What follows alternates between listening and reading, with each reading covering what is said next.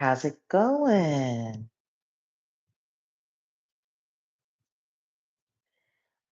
It's been a minute, that's for sure. You know, it's not easy, to be me. It really isn't. And I wish people knew how hard it was. I do. And to anyone that's new here that I haven't seen before, welcome. Let's shout out the family. We haven't been here with each other in quite some time. So let's see who all's here. Of course, our girl Carla Turner, love you and thank you for thinking about me. I really do. I think about you guys all the time too, but there's so much happening in the backdrop. Um I wish I could better explain or easier explain. Um I don't know. I think we might be having somebody pop in a bit, but we'll see. It's been a lot going on. And you keep a shaking and shaking and shaking and serving and serving and serving. We're gonna try to serve up a little bit of common sense here today, is what we're gonna try to do. Hey Margie, what's going on, girl? Good to see you.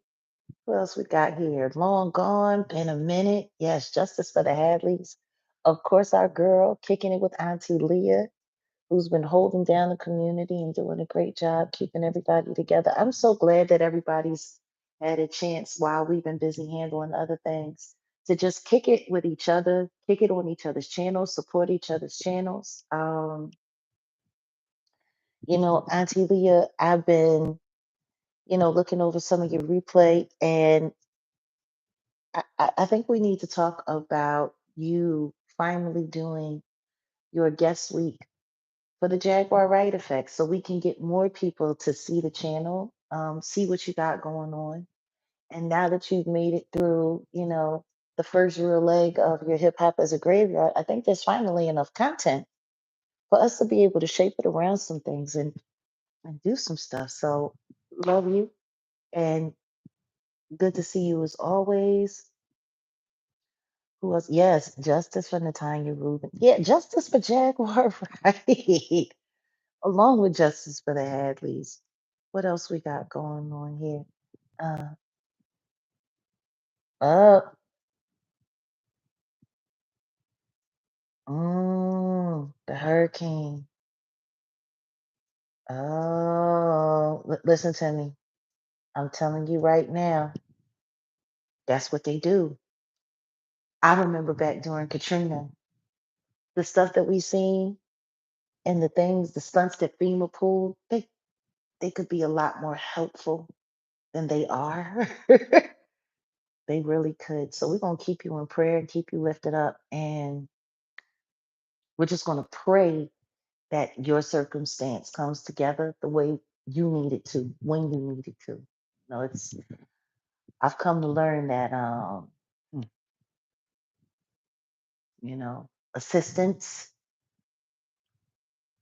is much appreciated, but not always so easily found and given.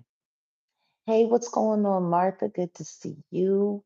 Hey, Pat Blair. And I want to thank everybody who's been over at Set in the West, Doc One, the backup channel. We really haven't talked much about it, and I'm waiting to see if Wolfgang is going to be able to pop up and pull through because there's a couple of conversations we want to have with you guys. Uh, like I said, there's a lot going on. Oh, hold on. Who else do we got here? And we got QTW. Welcome, welcome, welcome. Hey, Yvonne. Hey, LA Chick, Malaysia. Oh, Bethany, good to see you. Oh, Madhavi. Hey, Yonjay. Sarah Jane. What's up, Kenzen? Thank you, my dear. Oh, Diana, welcome back. Welcome back. It's been a minute, so we're just going to take our time a little bit we're not gonna rush into this. I'm hoping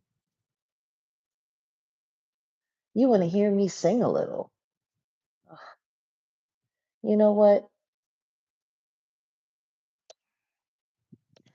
Come and knock on my door. No, I'm playing. No, I may do a little singing. I got some songs in my heart, you know. I got some songs in my heart, but we're taking our time, little by little. Uh, hey, Saga. All right, guys. So let's let's get into the getting into it of it. I want to thank everybody for the 95 likes that we had getting started. You already know we can use more. We can use more. We have 200 people watching, and just so you know, I will be camming up from time to time during this live, but I'm still recovering from my sinus infection, and like I had like mad red eye. It was really bad. I had to push back some interviews even. I had to, I'm 48. Like, I know I don't always look my age, but I am my age. And as you get older, things change. And as they change, it's a.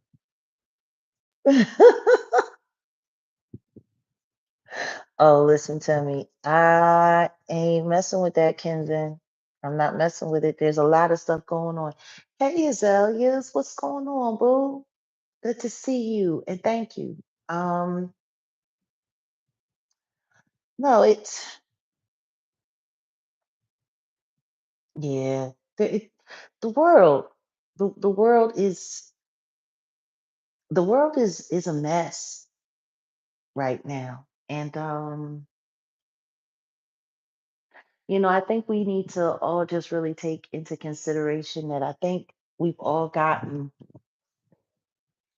possibly a little sidetracked. Like in my absence, you know, for me, this rest time, I feel like God did it on purpose.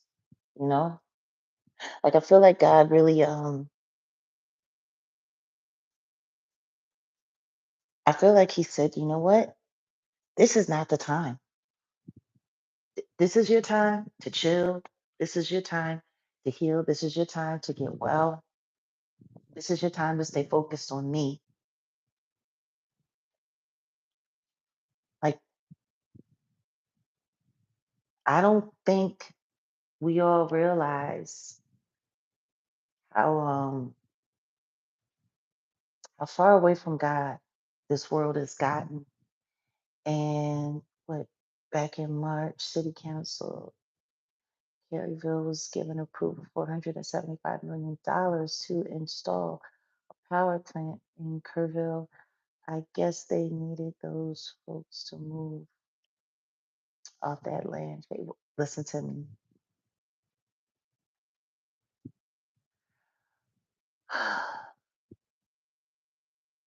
Y'all gotta understand where we are in this day and this age at this time in life. We're living in Revelations. For those of you that don't know what that is, Revelations is the last book of the text. Some of it is known as by Hey Michael. How are you? Good to see you. Yes, please remember to hit those likes from one of our most like efficient.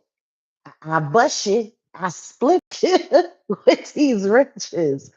Archangel Michael. I'm just glad that you guys have been, you know, encouraging each other and with each other. It's good when I go and look at the replay and I see so many Jaganators in so many different places and around so many different spaces. It's good.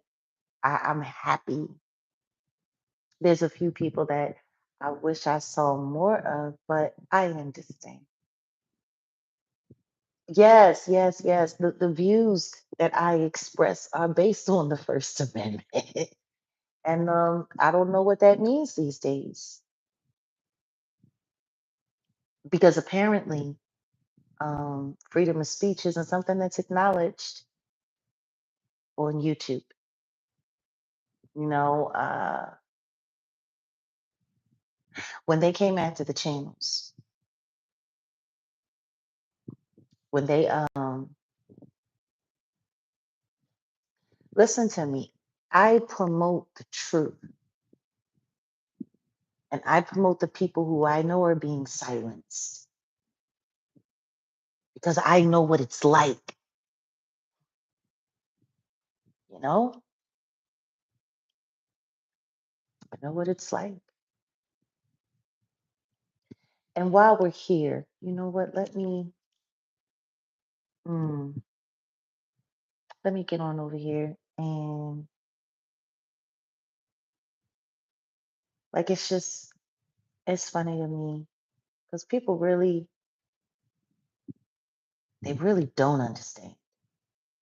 They really don't understand what it is to have your voice snatched from you. Okay, Set in the West, Doc One, the I Will Survive, Set in the West channel. You've enjoyed my recommendations? Well, I'm glad. I try to recommend the things that I know that people that are interested in what I have to say. I try to recommend, I'm pretty unbiased too. I don't I'm not an ass kiss and I'm not a sycophant. Oh, hold on a second. We got somebody here. Hey, Mother of Mysteries, it's good to see you. Welcome. Thank you for the content and thank you for the contribution to the channel. Hey, Auntie Jag, love you. Keep going. Can the moderators send me YT membership link, please? Yes. Okay. If anybody has the membership link, please put it in the chat. What I'm about to do right now, though, is I'm about to grab the link for Set in the West Doc One, and we're gonna put it here in the chat. Oh yeah. Oh, we got a new one. And welcome, Katie. Welcome to Jag Nation. So here we What's go. going on, everybody? Appreciate y'all. Subscribe ASAP Yeah. to Katie, the new yeah, the set. Jaguar Wright show is on hold. They took it down. But we're not gonna talk too much about it. It's really about that action. Y'all know what's going on behind the scenes. If you don't know, No, you they could pretty they much. don't. They don't. And that's why we're here. Well, Okay, well, I'm yeah, about to take well, this and I'm about to pin it in the chat. Okay, so we got it pinned right here in the chat. All mhm, right. Set in the West Dock One. And I'm mhm. hoping that as I go back and I check back and forth, we can make sure that we push that back. We got 361 people here, 167 likes. Thank you, Yeah, I thank gotta you, hit the thank you, like. thank you, thank you. Please hit the like here. But it would be really great if we could get Set in the West Doc back to where it was. You know, we had just crossed over 10,000 views, 10,000 subscribers there. It was approaching 11K here, Jaguar Country, we're over 75K here. We need to get to 100K. And by the way, once we get to 100K, we are going to be having an official party here for the channel. To welcome everybody here. But the goal here is 100,000 subscribers and 1,000 members. That way, we can guarantee that as we're bringing more stories forward and stuff like that, we're getting the kind of support we need because I think you guys have seen ever since we started working on the Demoree Hadley story, the suppression, it's real. The way they try to stop the voices of people who need to be heard, like Natanya Rubin, um, like Demoree. I think part of the reason why I really grabbed onto Demoree's story is for the same reason why I grabbed onto a lot of stories. When I see people get sideswiped by the industry, by the fame machine. And when I see their lives being just thrown into the meat grinder and torn asunder, uh, It bothers me. No, no different than Natanya Rubin. Like y'all have heard me say it, y'all have heard Natanya say it, that of all of the Diddy victims, her situation is probably the worst, and she's probably the most innocent of all. She wasn't a girlfriend. She wasn't an artist. She wasn't trying to go hang out and party with him. She just happened to be at the wrong place at the wrong time. Or maybe it was the right place because God gave her this awesome testimony and this awesome mission. And oh, it's okay. It's okay. Listen to me. You handle your business and we're here. We're here, Carla. And FEMA, y'all better do her right. Y'all better do her right because you don't want somebody like me having something to say about FEMA. Not in this day and age or at this time. Um, it's just, Natanya was an innocent bystander. She was innocent. And maybe that's the reason why what happened to her happened. Yes, Demoree did. She did. She talked with Trashy the Grouch. Yes, she did. And, we're going to talk about that today. But there's a lot of backstory on for me, you know, why talking about this is so important because I understand the system. I understand the game. So just so we can be clear, put a one in the chat if anybody saw Demoree Hadley over there in Wino World.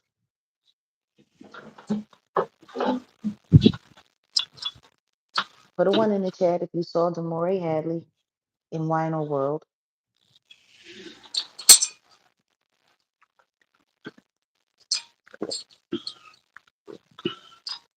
Okay, so you did see it. All right, okay. Katie saw it over there.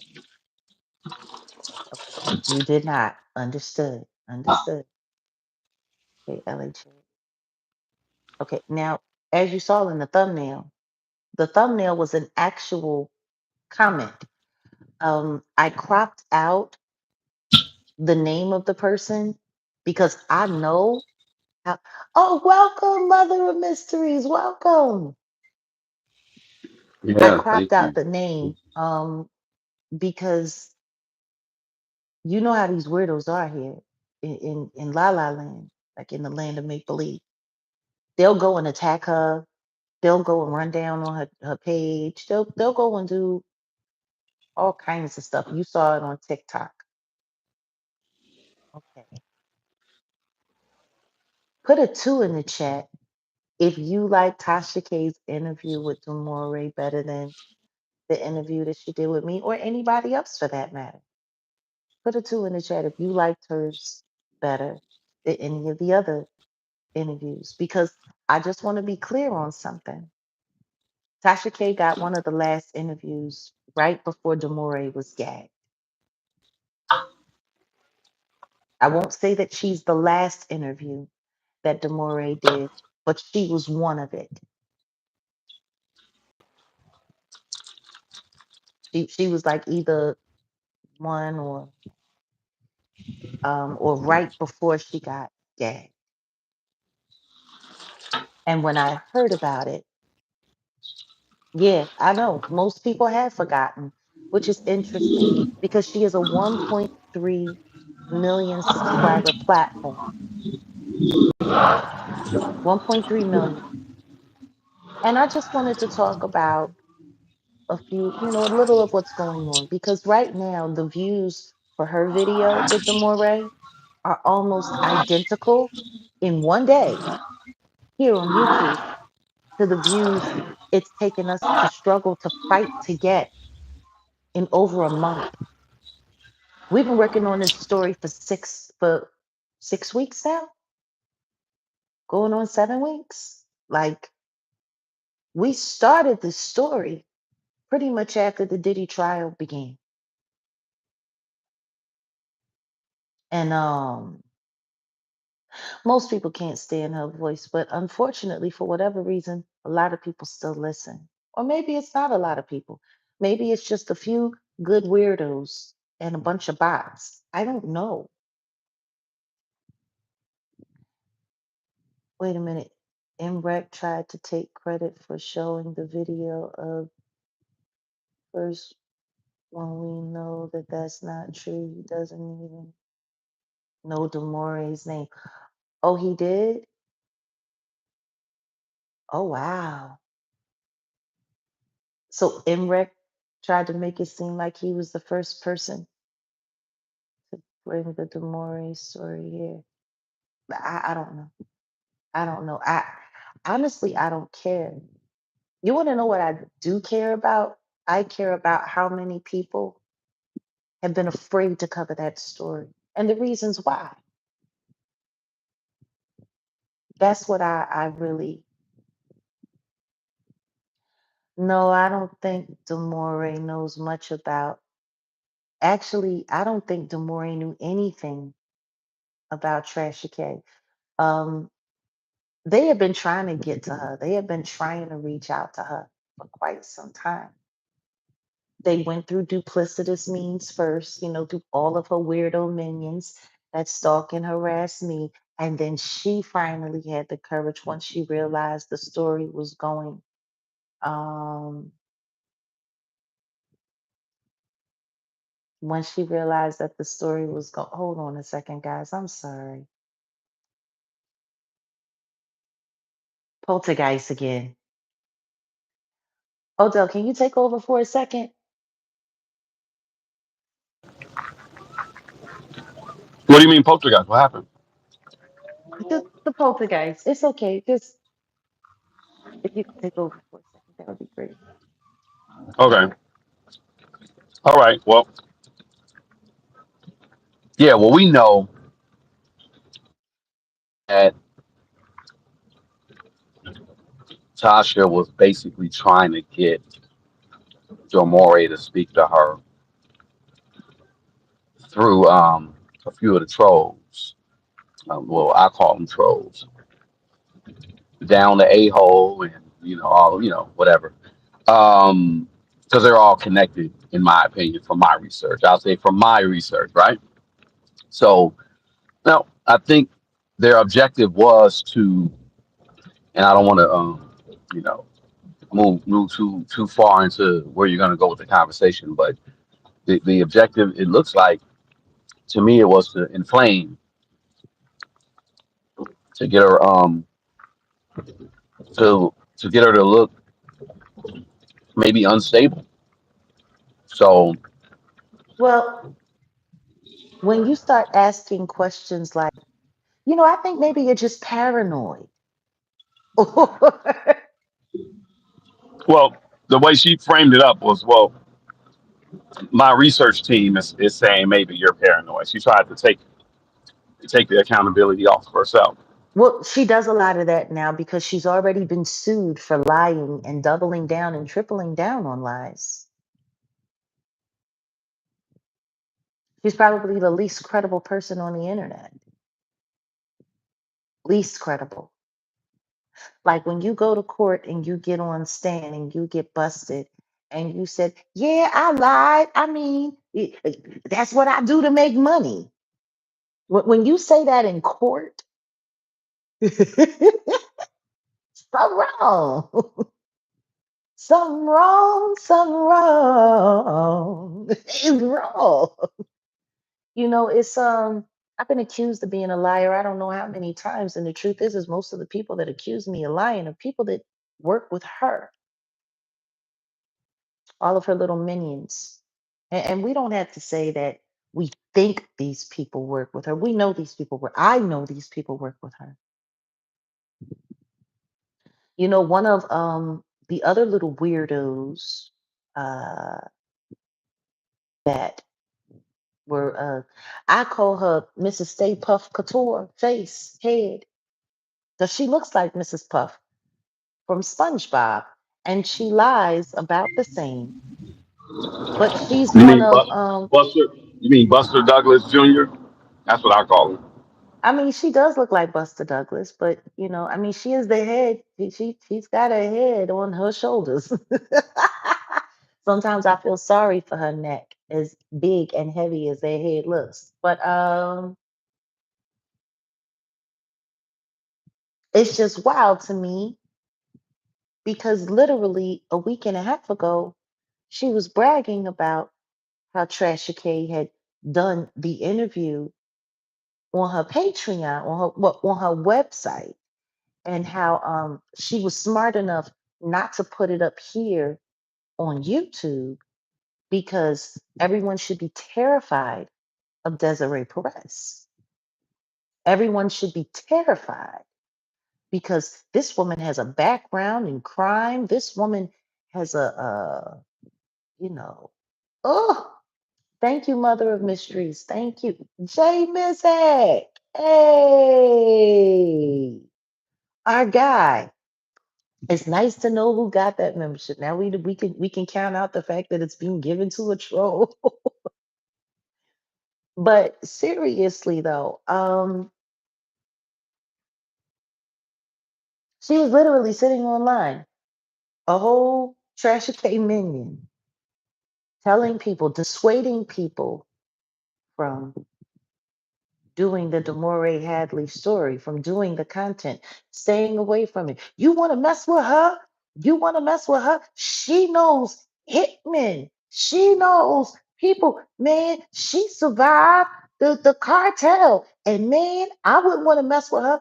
Why do you people want? Why are you sitting there literally warning people away from the content and then saying Tasha K only did it on her website, but see, I guess no one told Mrs. Puffhead, Mrs. Puff Puff, please pass that channel. Please pass it.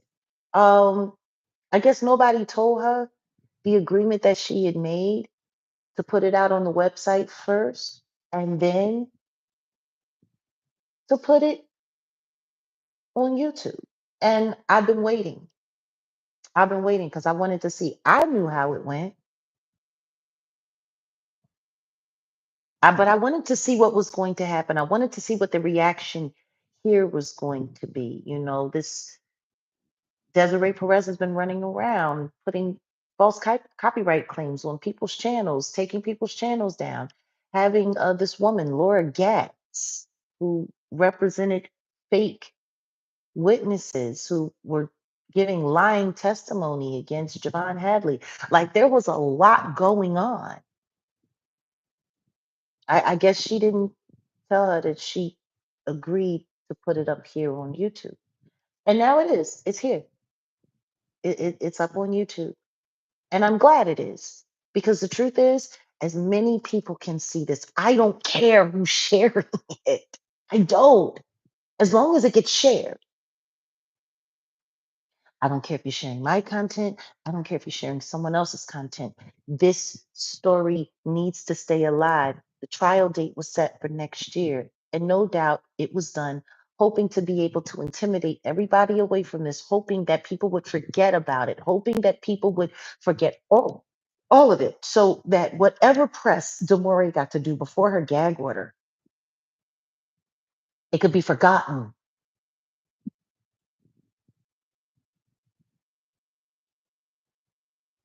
What happened to the other account? It was taken down by Desiree Perez.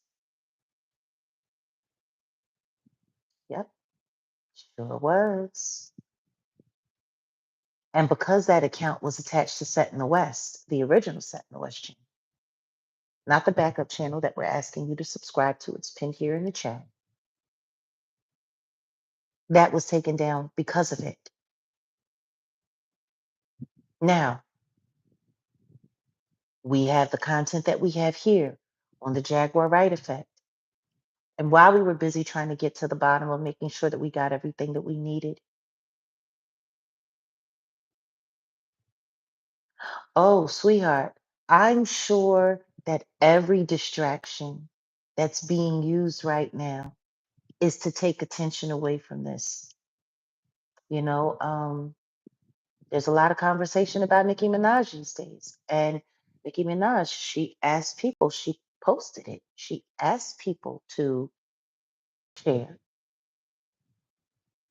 you know, the video and come see the video. And to everyone who did, salute. Which is why I put up a post a couple of weeks ago. All hashtags are being supported. All hashtags. Uh, hashtag justice for the Hadleys. Hashtag justice for them. Really don't care. But we need this matriculating. We need it out there. Hey, Viva Purple Diva. Welcome. Welcome to Jag Nation.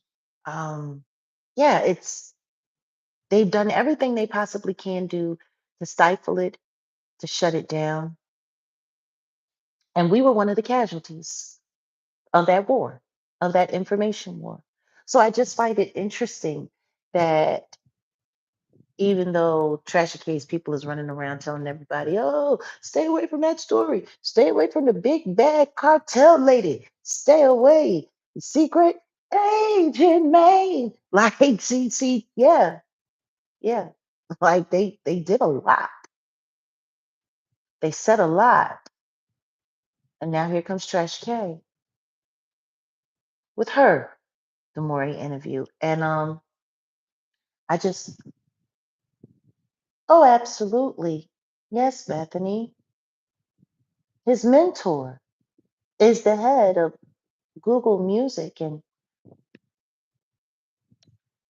YouTube Music. Yeah, yeah. Sorry, I got kicked out again. They say my phone's too hot. Uh-oh. I'm in LA and it's about 100 degrees. It's hotter where I am. Yeah, I know. It's hotter I'm where two blocks away from the devil's butthole. Um, but yeah, someone was saying what before they were saying what happened to the other channel. I was about to say something, and then I got. But yeah, I'm gonna keep it cool. But I don't know where you're at in the conversation now. Apologies. No, we were just talking about the hackation. Yeah, well, they were talking about we were just talking about, known associates and ties to YouTube, between YouTube and Rock Nation. And I was explaining that you know, the head of, you know, Google Music, his casino title, Ra's al Hmm. Ghul, you Hmm. know, he happens to be Mr. Jigga mentor. He was the one that got him already and taught him how to screw people over and put him in position at Def Jam so that they could handle up on DMX before his untimely passing. Um,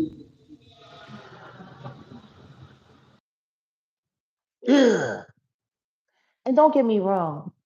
Yes, we want justice for Ramir. We want justice for everybody who's been screwed over by these awful corporations. But you got to understand, all of these people work together.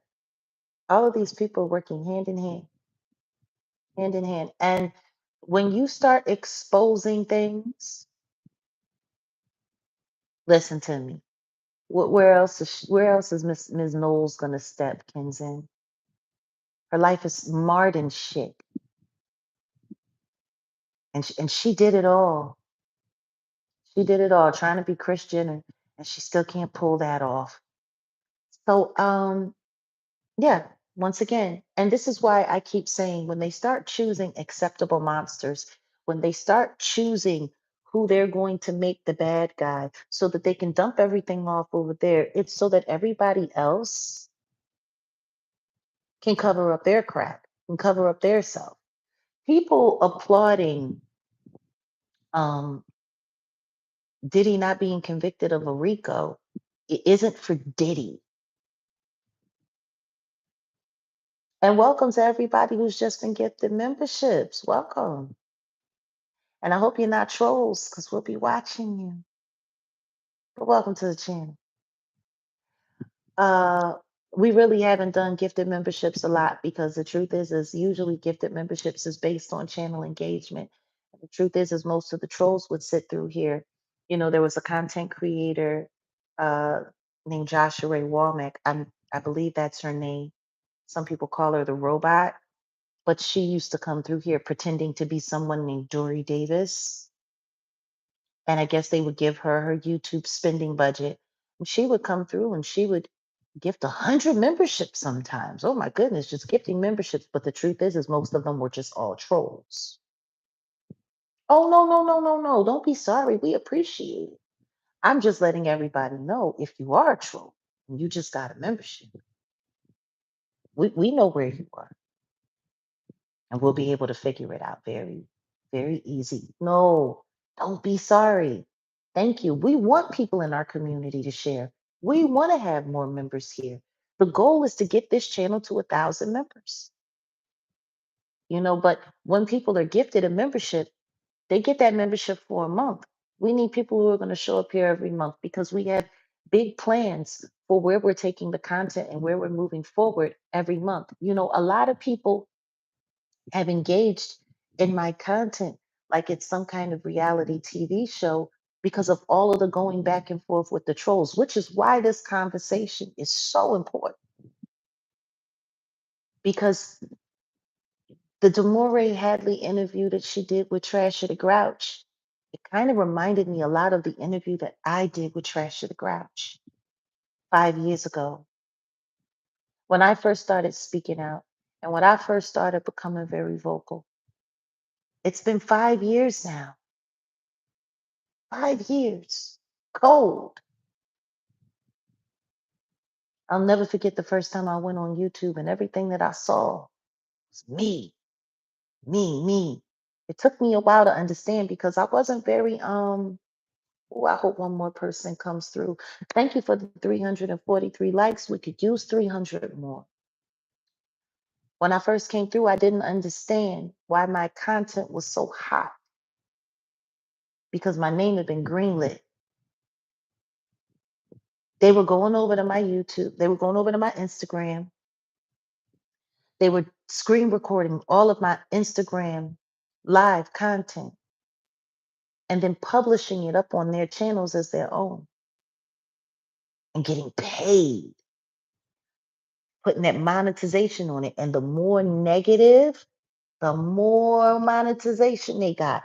The more negative the stories were about my content, they was going over there snatching my Instagram content and muting it and literally creating fake and whole false scenarios of stuff that wasn't even happening, that wasn't even being said. And YouTube paid them good money. They kept those ads running. Sometimes I wonder, does anybody even realize, like the people who have these ad sponsorship deals with YouTube? I wonder if that they know that the money that they're spending for their advertisements is being used to harass people. Like I wonder if they know because it's their AdSense checks that are running up on all of these fraud accounts with all of these lies and all of that going on that are paying these people to do the stuff that they're doing. So how do we protect this channel from being taken down? Well, clearly we've been doing it because we have the content here and the content is still here. They even tried to age restrict it. They've tried to do a lot. And that's really our job right now is to make sure that we're protecting this channel. Because what's going to happen is if they get to take this channel down, they're going to lock this algorithm up and they're going to make sure that every last one of 75,000 of you can't find a way to get back to me like they did with all of my other channels. The 7 that came before this one. It's really funny because the truth is, if they hadn't have let all of my channels be taken down fraudulently, I probably have at least a 500,000 subscribers by now. At least.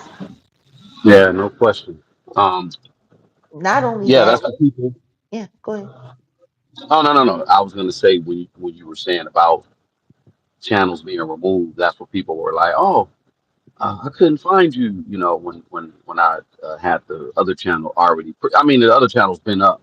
but I hadn't promoted, not to, switch it up. But they were, yeah, yeah, oh, we couldn't find you. Yeah, well, that's by design. I've That's always done said on purpose. they pick and choose their winners and losers. And apparently, they put a lot of work into doing this and keeping this censorship uh, uh, thing going, because that's exactly what it is. It's censorship. Now, another big part of the problem that they're upset about is that this is a fully monetized channel. See, they were running around bragging to other content creators saying, yeah, you get to defame her and you get to lie on her and you get to use her content and she can't strike you, because they had it set up in the system where I wasn't able to do it because of my Google IP. Thank God we finally changed that. Now they actually have to pay for years. I'm not even sure if I can, I know it's millions of dollars YouTube has made off of my name, defaming my name. But let's start at the beginning. When I first started sitting down with Showers Monroe, Golden Showers Monroe, because ugh, ugh, um, yeah, I intend to be extremely disrespectful.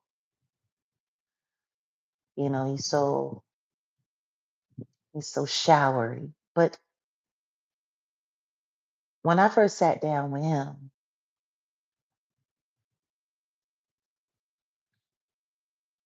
it's you know, those virals went ridiculous. Those videos went ridiculously viral. I mean, ridiculously viral. And I guess he did too good a job with me and made too much money off of me. And Trash K began, you know, asking him, can you get me an interview with her? Can you get me an interview with her? And she put me on the and we exchanged the phone number and she called me and we talked. And she was so nice. And she so wanted to get my story out there and she wanted to do this and do that and whoop de woo. And then she started mentioning names like Alicia Keys asked her to sit down with me. And that's when I knew you were hired by the elites to come after me. I was talking about Alicia Keys. I was talking about Clive Davis. That's the other thing that's so untrue that keeps going around here on YouTube. People act like Diddy is the only celebrity I've ever spoken about, and that's not true. People have said, oh, she made a name clout chasing Diddy. Really? Because I talked about everybody. And I talked about the intersection and the ties to everybody, everyone.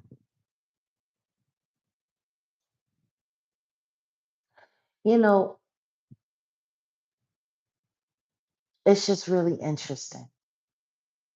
But when I go back and I think about that, welcome, Brick Booty. That's a hell of a name. Woo! Oh, I guess it's better than a brickhead. But when I go back and I think about that interview now and I look at it for what it was,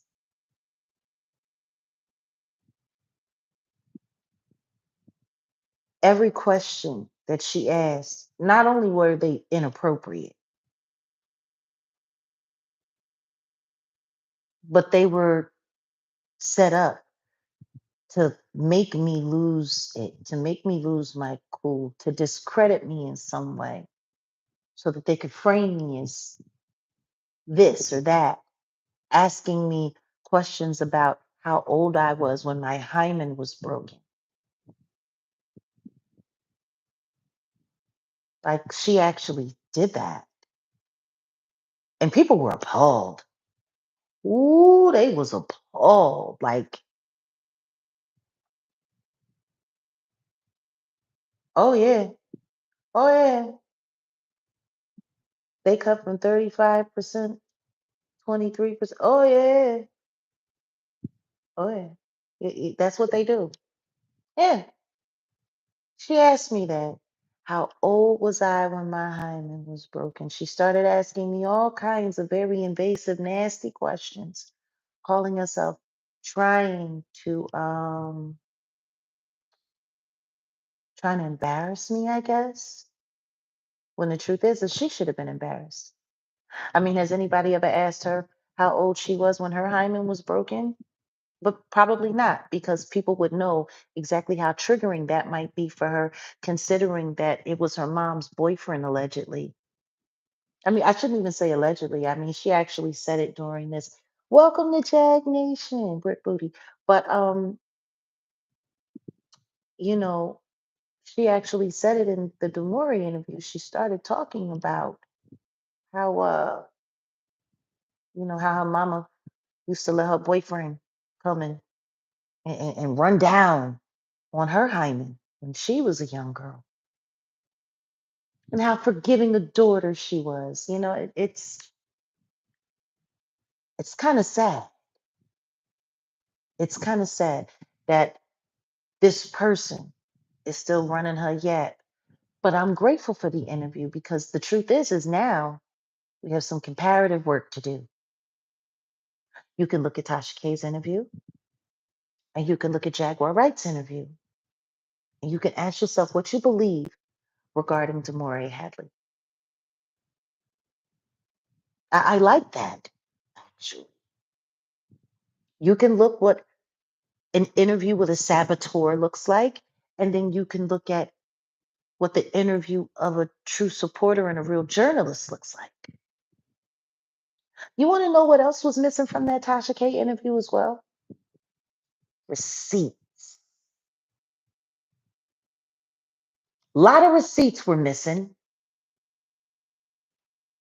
You know, if you're going to sit there and you're going to challenge someone on everything that they're saying, yes, the truth by contrast, everything that they're saying, look at Demoree. She stood 10 toes down. Her story didn't change. She said nothing different. Everything that she's been saying, she wasn't trapped up. She wasn't caught. We could use 200 more likes, folks. Please. Thank you. But seriously, oh, you got, yep, double tap that screen. You better tell them, Auntie Leah. Double tap that screen. But seriously, go and look and see. That's what Trasher was trying to do. Just like she tried to do the exact same thing with me. If you go back, hold on, where is this? What is Michael saying here? All right, change it. Fact was, Odell's channel was always having commercials. So I understand how serious about this you guys feel. It may not have been heaps, but it was something. So yes, we will build it back up. Thank you. Thank you for that, our changer. And we're not done. We're not done fighting to make sure that those channels are restored and reinstated, because they should be, because those copyright strikes were bull. And what's her name? Laura Getz. Is that her name? You walking on the plane, Odell? Okay. I'm handling some business. Give me a minute, but yeah, that's her. Laura Getz. Yeah, from the Reed firm, who's been running around putting very, very, very questionable, if not false, copyright strikes on all of these people's channels that have been being snatched down. She was the lawyer that represented in one of Javon's arrests, one of his 3 arrests. She was exactly, exactly. Why Why are certain channels not touched and certain channels are? It's a very good question. Very good question. Yet, Tasha K didn't use no receipts, but she sat there. And see, for me, when I stopped watching was when I saw the chat, that lion ass chat with people running around saying, I saw the video of the DV. She said it. She admitted that there was DV and whoopty whoopty woo. And she said it and she said it. Jaganators, you've watched, most of you have seen where we've gotten to part 3 in the defending your freedom story. Most of you have seen it. Has Demoree ever admitted that Javon assaulted her? Has she ever said that? Put a 3 in the chat if you've ever heard Demoree Hadley in any of the content that you've seen us show. Has she ever admitted that she was DV'd by Javon Hadley, her husband? Put a 3 in the chat if you ever heard her say it. Put a 4 in the chat if she never said it. 3 in the chat if you heard her say it. 4 in the chat if you haven't heard her say it. Exactly. Never. Never. What she did say, though, was that they had a bad day one day and she was kicking his ass with a Swiffer and refusing to let him leave because she was sitting there thinking that he was going to go do something he wasn't going to go do, like women sometimes do. And she is a very fiery Latino woman who does not drink, who does not do pharmaceuticals, who had a bad day. They had an argument. Maybe she went a little too far. Her mother, Desiree, and her mother-in-law, Tawana, they both talked to them on the phone about how dangerous that whole situation was.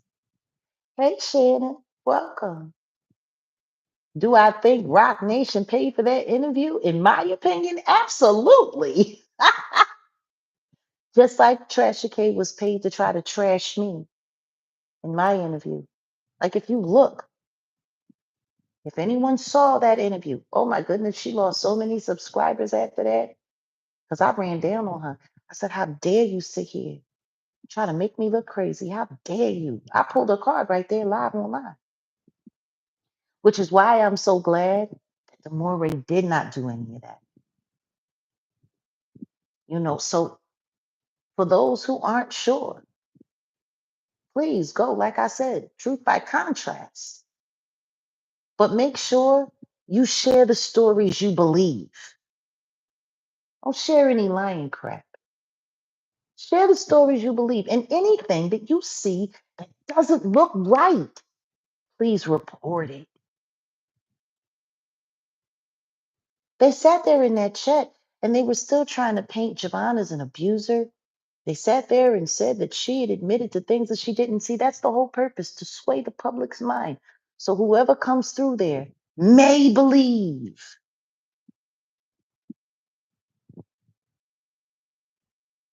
Yes, in my opinion, I do believe.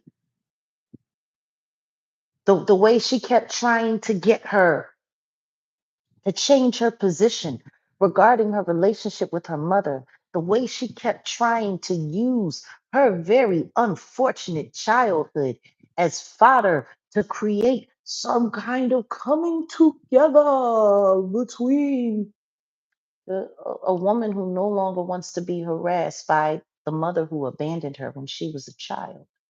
Like, I find it funny that there were people sitting in that chat talking about, oh, well, if she hooked up with Jag is an unfit, Jag is a this, then what is Desiree Perez?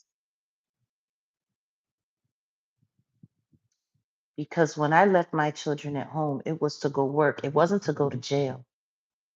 It wasn't to go to penitentiary. When I left my children at home with my parents for them to look after them while I went out and made money to provide for my entire family and took care of everyone. And when I could, I took my children with me. And when I was home with my family. Desiree Reynoso Perez was running around playing cartel and robbers. And when she got in trouble, she had no problem with, you know, snitching on people, wearing wires, all kinds of stuff. That's the kind of stuff that she was doing. In my opinion, beautiful baby like that, and you dropped her off at 9 months old, and then you show back up to come into her life and to descend upon her life at the age of 14, which just so happens to be when she met her husband around that age.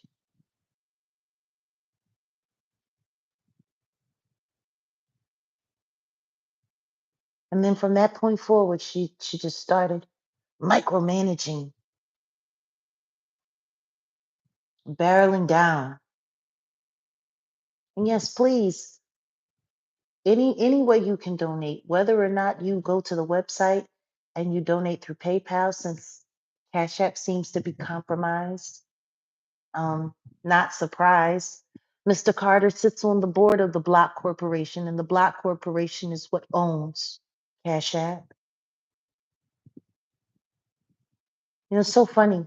So much of my life and so much of how I earn a living to survive and to be able to do this work and continue to keep bringing the truth to you people.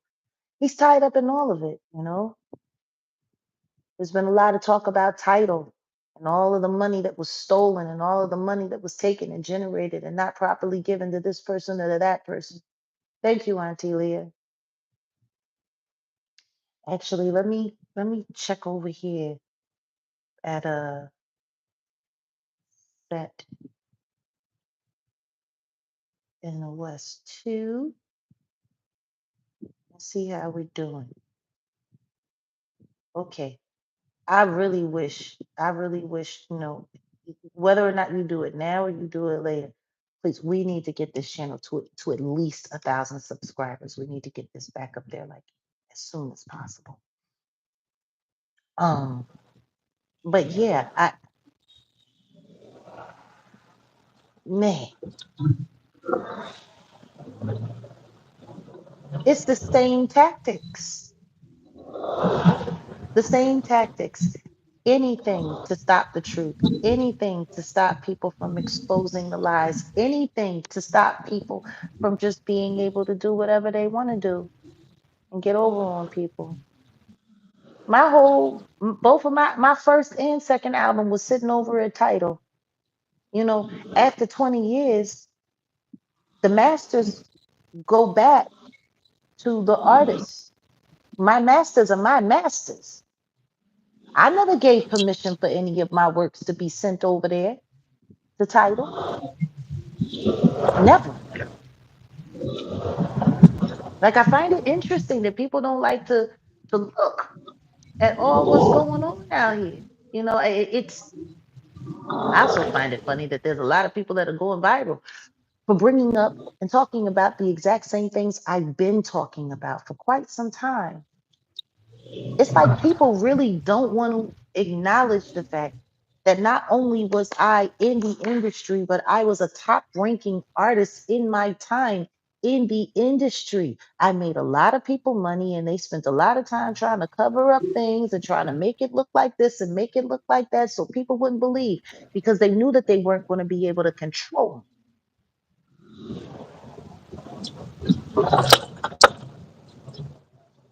Thank you, Mother of Mysteries. I do the best that I can, you know? And guess what? For all that I do, that verdict, that weirdo verdict,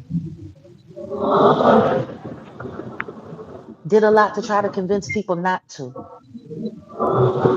which is part of the reason why I haven't had much to say about it because I already knew what was going down from the second that I got there. And there was no need for me to go back so that they could find a way to try to set me up and put me in a bad situation with all of their staged stuff that they had going on. What I find funny is that people are still running around talking about he's innocent and he's not guilty, but he is guilty. He's guilty of two very serious crimes.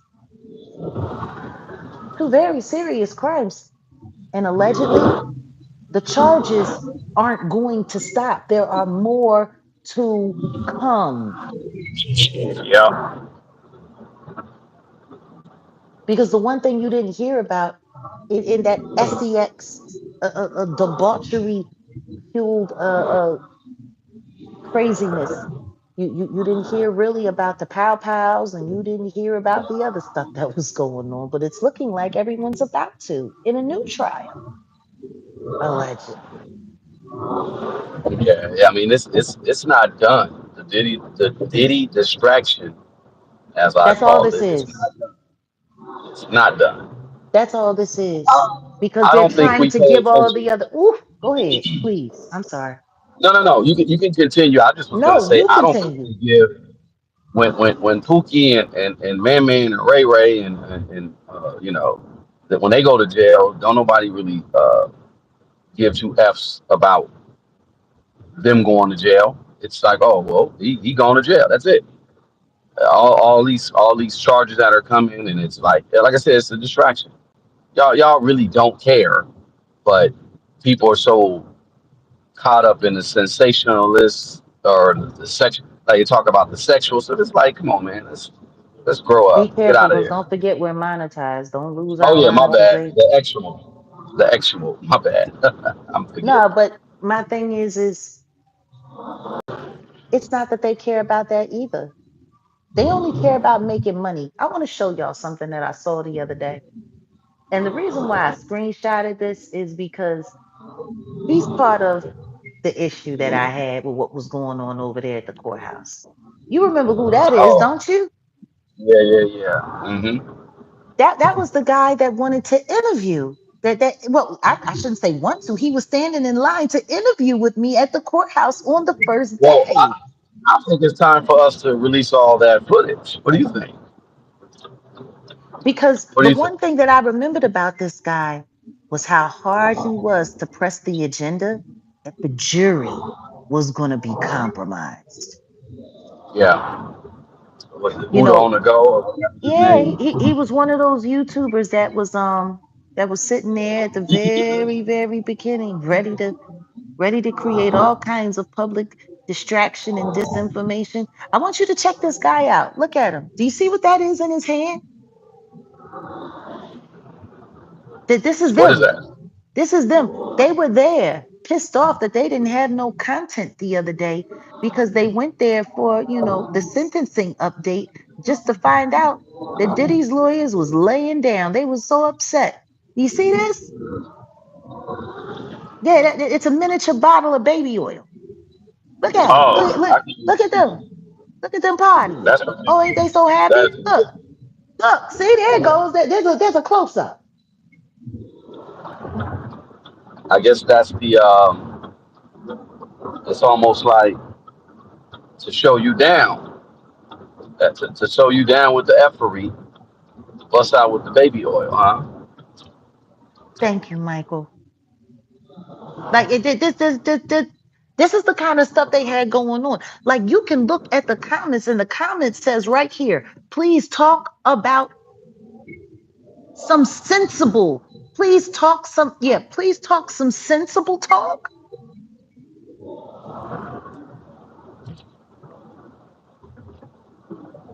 What is this? Thank you, Michael. Michael says, I will slip you this at least once. They fake their cut you, may get $20 off. Exchange rate means another $5 coming. And that's how YouTube works. And the tax, yeah, they do what they do. They do what they do. Do y'all see? These are who was there at the courthouse. It was a clown show. It was a clown show. And all of that was done on purpose. And they were set for that from the very, very jump. That was the goal from the beginning. Welcome to Jag Nation, Alicia. That was the goal from the beginning.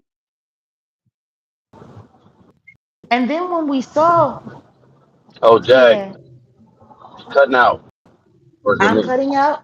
No, that's you. Yeah, you were cutting out. Oh, wow. I guess they don't like it when I show real stuff, huh?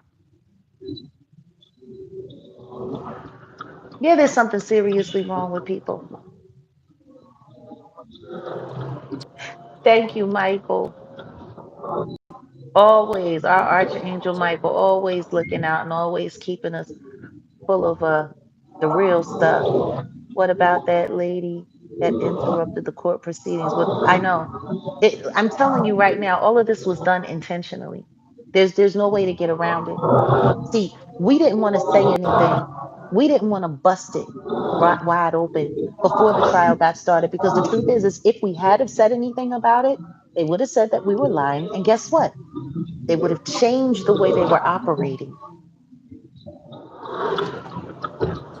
They would have changed the way they were operating. They would have tried to figure something else out. We had to let it rock. Like there is a value in being silent sometimes. There is a value in not saying anything. You back to the Darth Vader sound again.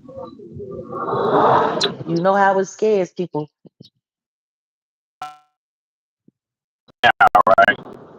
Hello? Is it doing it No, now? it's well a little bit. You know it be scaring people. Just unmute when you gonna say something, because at least when you're talking, it's not so bad. So whenever you jump in, please jump in. But please, it gets really creepy. Like there's sometimes I'll be on the phone and I'm like, oh my God, is that a Tyrannosaurus Rex coming to kill you?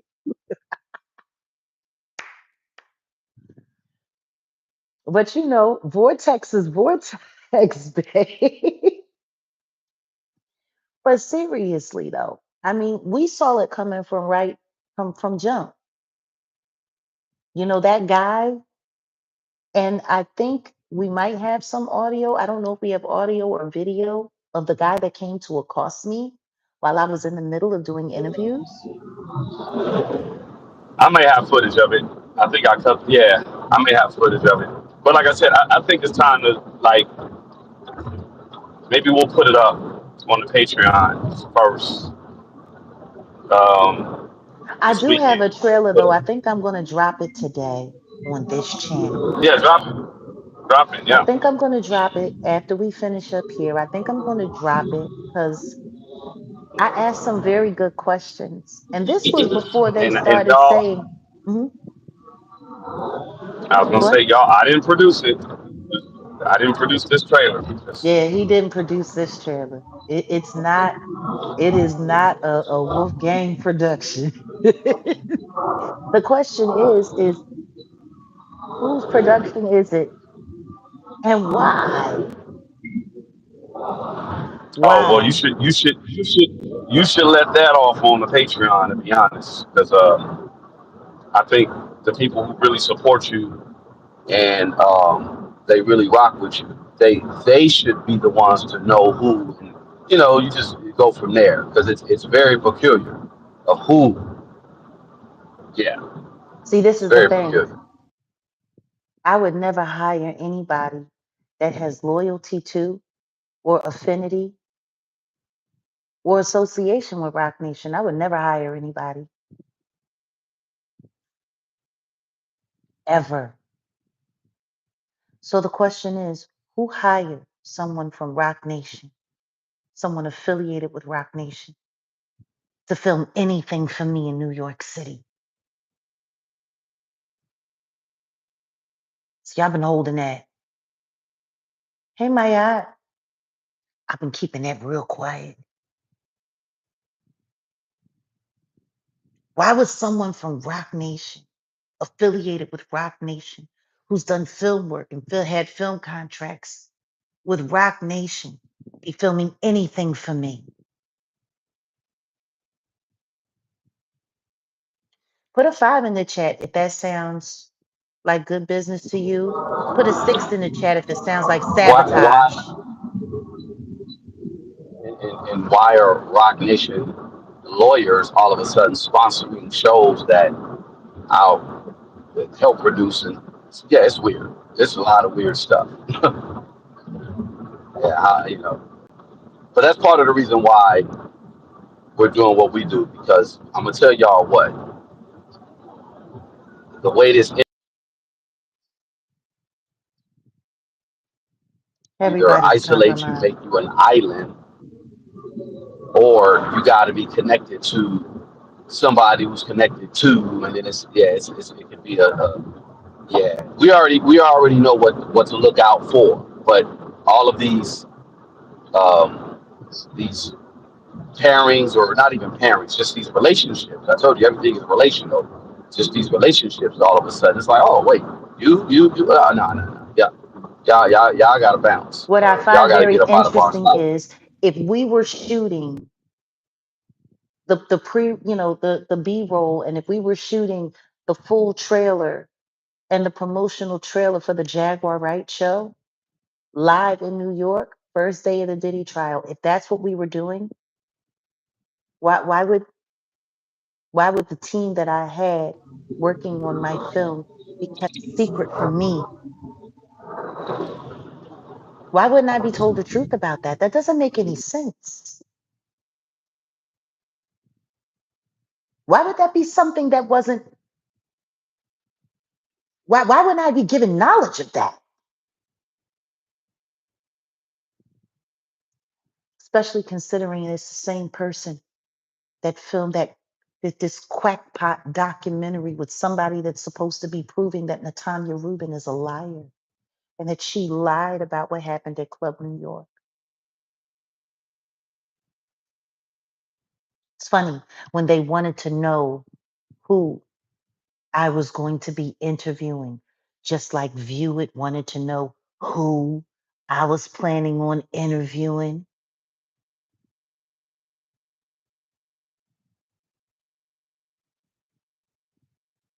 And I said, we want Natanya Rubin as one of our first interviews. Well, I don't know if I would interview her because, she's a liar. She's a liar. I just shot a documentary and with a guy that was standing right next to Diddy. And there's no way in the world that she's telling the truth. It was a money grab. You might not want to interview her. She's not credible.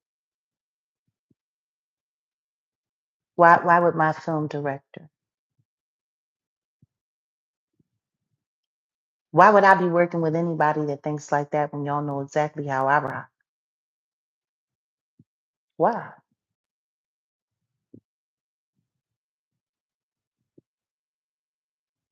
Thank you, Brick Booty. Why? See, it doesn't matter what people believe. What really matters in this media world is what people are allowed to say.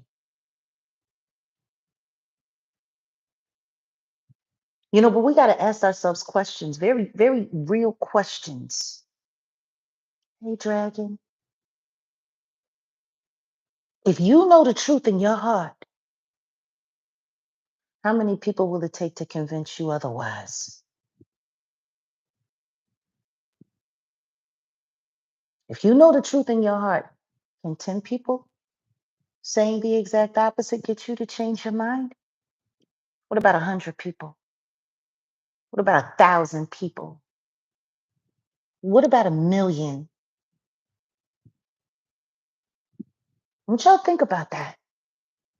Because, see, while Tasha K was over there on her 1.3 million subscriber platform,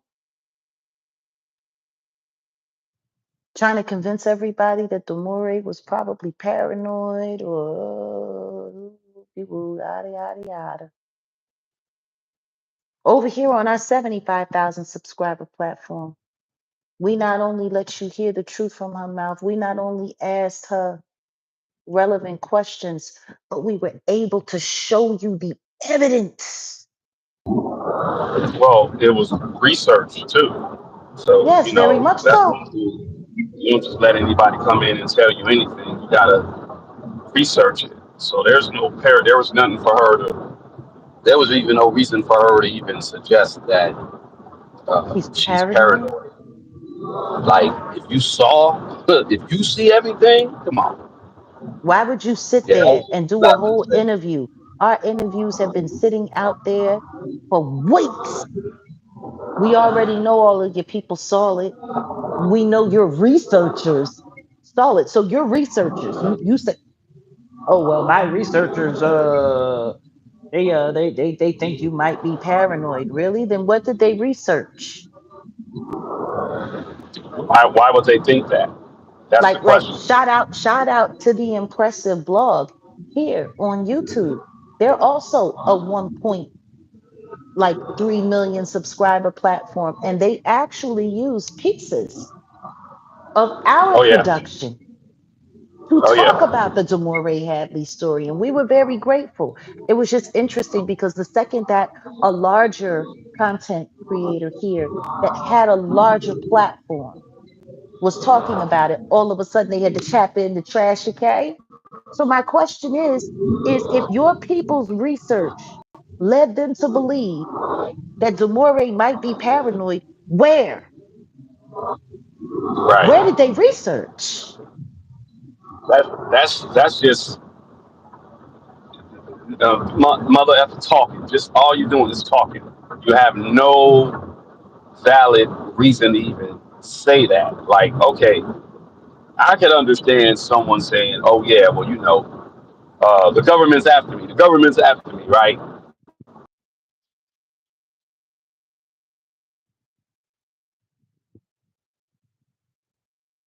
So you could probably know it. But if you got surveillance, documentation, you got pictures, your stuff is lined up. Why would you say that? That's just to shame her. That's pretty much what that was. It was That's just like to that's shame like her. being in court. Listen to me. When you got evidence like this, when you got evidence like this, right? Evidence of cameras in like when you got evidence of the same car in your rear view mirror, be in the same car parked across the street from your house There's no paranoia to that. with paranoia. You want to know what else bothered me though? Really, really, really bothered me though? This AI breakdown video that we did. This video. When when we did this, I saw another version of that video on another content creator's channel. And I'm not going to say the name because I'm not going to promote it in any way. But they had actually tried to clean this version up and play it for other people so that people could continue to keep running around selling the narrative. I did such a good job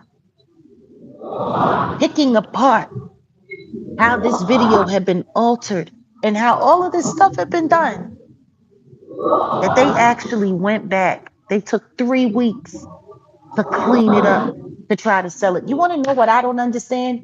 Why didn't Tasha K show that in her interview? Why didn't she show that video? Because the only person that that video could have came from was Desiree Reynoso Perez. That's the only person that it could have came from because it was her footage.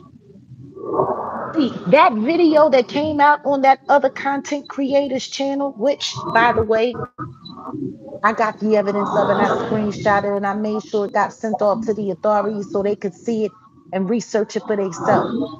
That is proof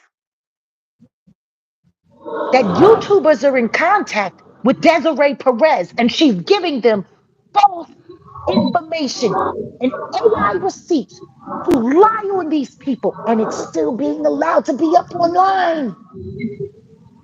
Yep.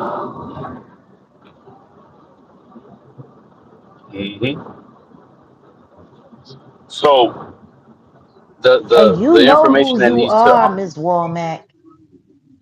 You know who you Well, are with that video. the information that needs to be disseminated now is, we'll do more further research on why was she even, why was there a gag order? Why, we got all that. We got to go ahead and research that because what's the reasoning for all the attacks that they've done on her? And then I just saw a person on Twitter talk about, oh well, yeah, there's going to be these lawsuits coming, blah blah blah, from the content creators and blah blah. Like, okay, who's talking about all that? Who knows that? And that's part of the reason why your silence, our silence, is golden, and it's going to continue to be until it's ready to. Because I don't think, again, I say it all the time, everything ain't for everybody. But people on this channel, we appreciate y'all. People who are on the Patreon, we appreciate y'all. We're gonna more than We likely need drop a all the lot more help. information We need there. all the help that we can get because we're going to be exposing people. We're going to be exposing everybody that's tied up to this corruption. And I understand, and I need y'all to understand this. I need y'all to understand this. How long is the gag order for? Until the trial is over. She's done. She can no longer speak. That means for those of us who have the truth, for those of us who have the evidence, we're her voice. We're all the voice she has left. And I want to thank y'all for the 500 plus likes. We could use 500 more. No, that's good. You got 500 something likes, 500 some people in here. Appreciate that. Listen to me. But Whether or not you're supporting by keeping your membership active every month, whether or not you're supporting by being able to donate when you can, whether you're supporting or not just by watching all of the videos and all of the ads, or just clicking the like button, making sure you want to know what we need more than anything right now. We need those videos shared. We need the numbers to go up on those videos. Episode 1 is still under 60K. It's neck and neck with Tasha K's video. Wow. Wow. Look at what a little bit of agreement on YouTube can do for a video. We need those numbers to look the same on episode 2, on episode 3. Salute to everybody who encouraged people, who shared for people to come over here and to see the content. And once again, ain't no clout chasing and ain't no love affairs and ain't no crystal stairs. But we appreciate Nicki Minaj for sharing the content because I'm telling you, it really doesn't matter whether or not you down with somebody or not. Two people, whether they get along or not, can agree when there is a bigger problem that needs to be addressed. And this Rock Nation situation is a bigger problem that needs to be addressed. I mean, her saying Rock Nation wasn't good for hip hop. I was like, ooh, like, yeah. I mean, come on, let's break it down. But yeah, again, I'm not a big fan of her. She can rap her ass off. I'll give her that. Not a big fan of her. I told you that Malcolm X thing turned me off about her. But the truth is the truth, and we cannot be mad at the fact that she's out here putting her neck on the line. But We're all you out also here got to keep putting a our lot of necks on the these. line. We're all out here putting our necks on the line. What it looks like is she's taking your playbook. You are the first one to really get out and speak that. You know what I'm saying? And now she's just following suit. That's just what it Then looks like to then me. guess But what? Then guess what? If that's the case, then praise God. yeah, all of a sudden, yeah, I know where she's coming from. I get exactly where she's coming from. But all I'm saying Thank is, you, Maya. salute to you for being brave. Because I honestly think she probably wouldn't be where she's at right now if it wasn't for you. So as far as her being a whistleblower and talking. Well, understand this. Everybody's got to speak up on their own behalf, and everybody's got to speak up on their own terms. The only difference between her and me is that I ain't taking, I still ain't, I'm not living or benefiting from any of the association with the industry. I walked away from all of it. I walked away from everything. I knew exactly what I was doing because the truth is, as long as you take anything from these people, they got an edge on you. They got an edge on you. They have the ability to turn you inside out. And if you can't walk away from their money, they know they still got you. Am I owed money by that industry? Absolutely. Am I owed millions? Absolutely. Have they robbed me? Absolutely. Have I gone through all of the things that she's talking about and then some? Absolutely. But unlike her, when I became an artist, Facebook didn't even exist. My first album came out January 29th, 2002. I was signed in 2000. I had been working in the game and building up what I was to get to that point, to become a major signed artist from the mid 90s on. I went viral on magazine covers and newspapers, not social media.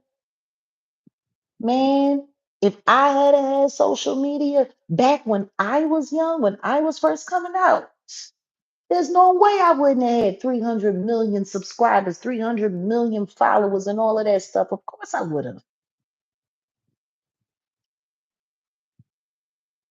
People keep forgetting history, and people keep forgetting to have respect for their elders. You know, there was a story that Ticket was talking about. He was following Kwame Brown. Shout out to Kwame Brown because not long after I first came out and started going hell and going ham and giving them hell, when I left the internet, guess what? Guess who came right behind me? Kwame Brown. They was like he was the Jaguar Wright of the NBA. And I'm very humble because everything that I have, I owe to God. And I know that. But what I have more than any of them is my survival because they had me marked. They had me marked. They intended for me not to make it. They intended for me to be gone. They intended for me to be out of here. They never thought I was going to have the ability or the wherewithal or the fortitude to survive the brutal attacks that they put on your lives. I've been poisoned on several occasions, and God help me, I'm still in full faculty. I've had a mini stroke. I've been through a lot. I'm still here. It reminds me of that gospel song. They said I wouldn't make it. They said I wouldn't be here today. But they've all left and gone astray. And though the going gets rough and the road gets tough, the going gets mighty tough, I'm not going nowhere. I'm here to stay. There were others, you know what I mean? But I'm still holding on. You know, it sometimes a person can write a song, and even though it didn't come from you, it resonates. And welcome to all of the new members. But seriously, it's, and that's me singing under my breath. It's just funny because so many people, they really like to And I know I'm protected. Trust me, I know. I know. But I also don't take that protection for granted. I don't take it for granted. I don't I don't flex on God.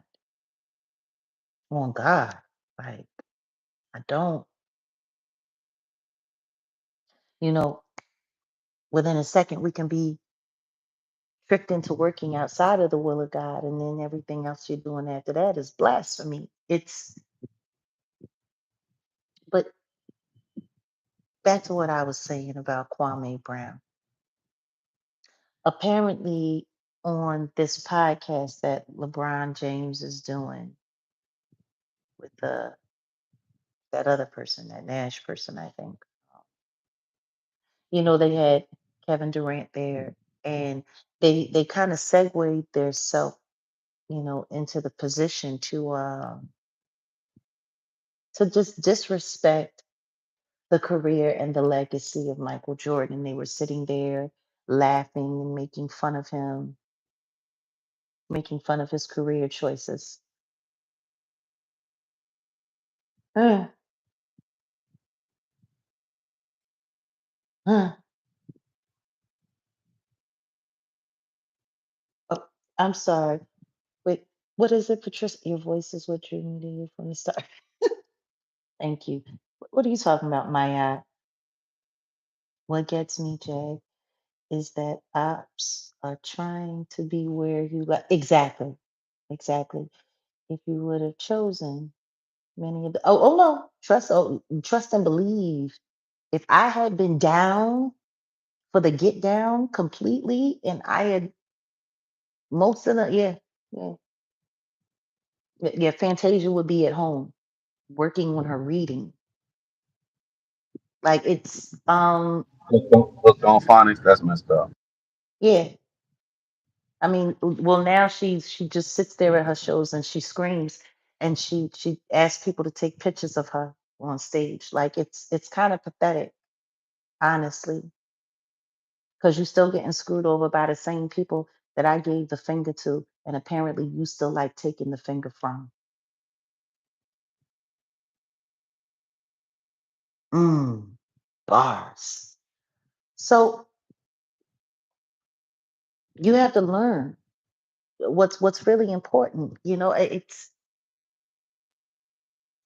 I didn't want my life to be about promoting all of this crap to get people to buy a bunch of stuff that they didn't need to lead them to serving something that's not serving them and lead them away from serving God.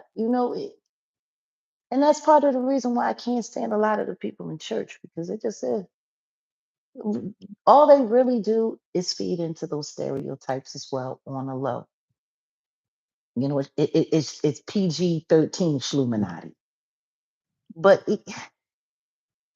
but when they were sitting there, and I was like listening to what Kwame had to say, and I'm just like, bless him.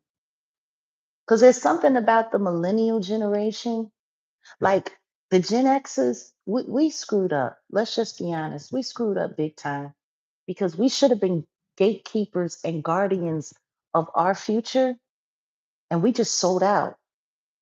That's true. That's just facts. Gen X sold out.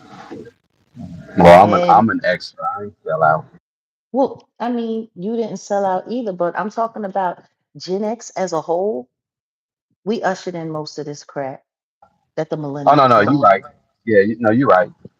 as a A whole. lot of people, a lot of people were aware of a lot of the crap and just And they bought didn't really. into it Yeah, because they wanted to you're get right. paid, because they wanted to be paid in full.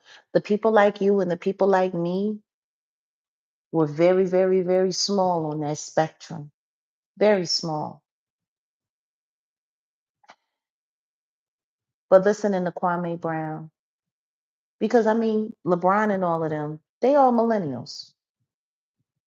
They millennial.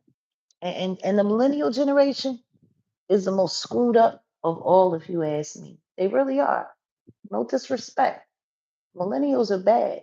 But that's because the Gen Xers, we let y'all down.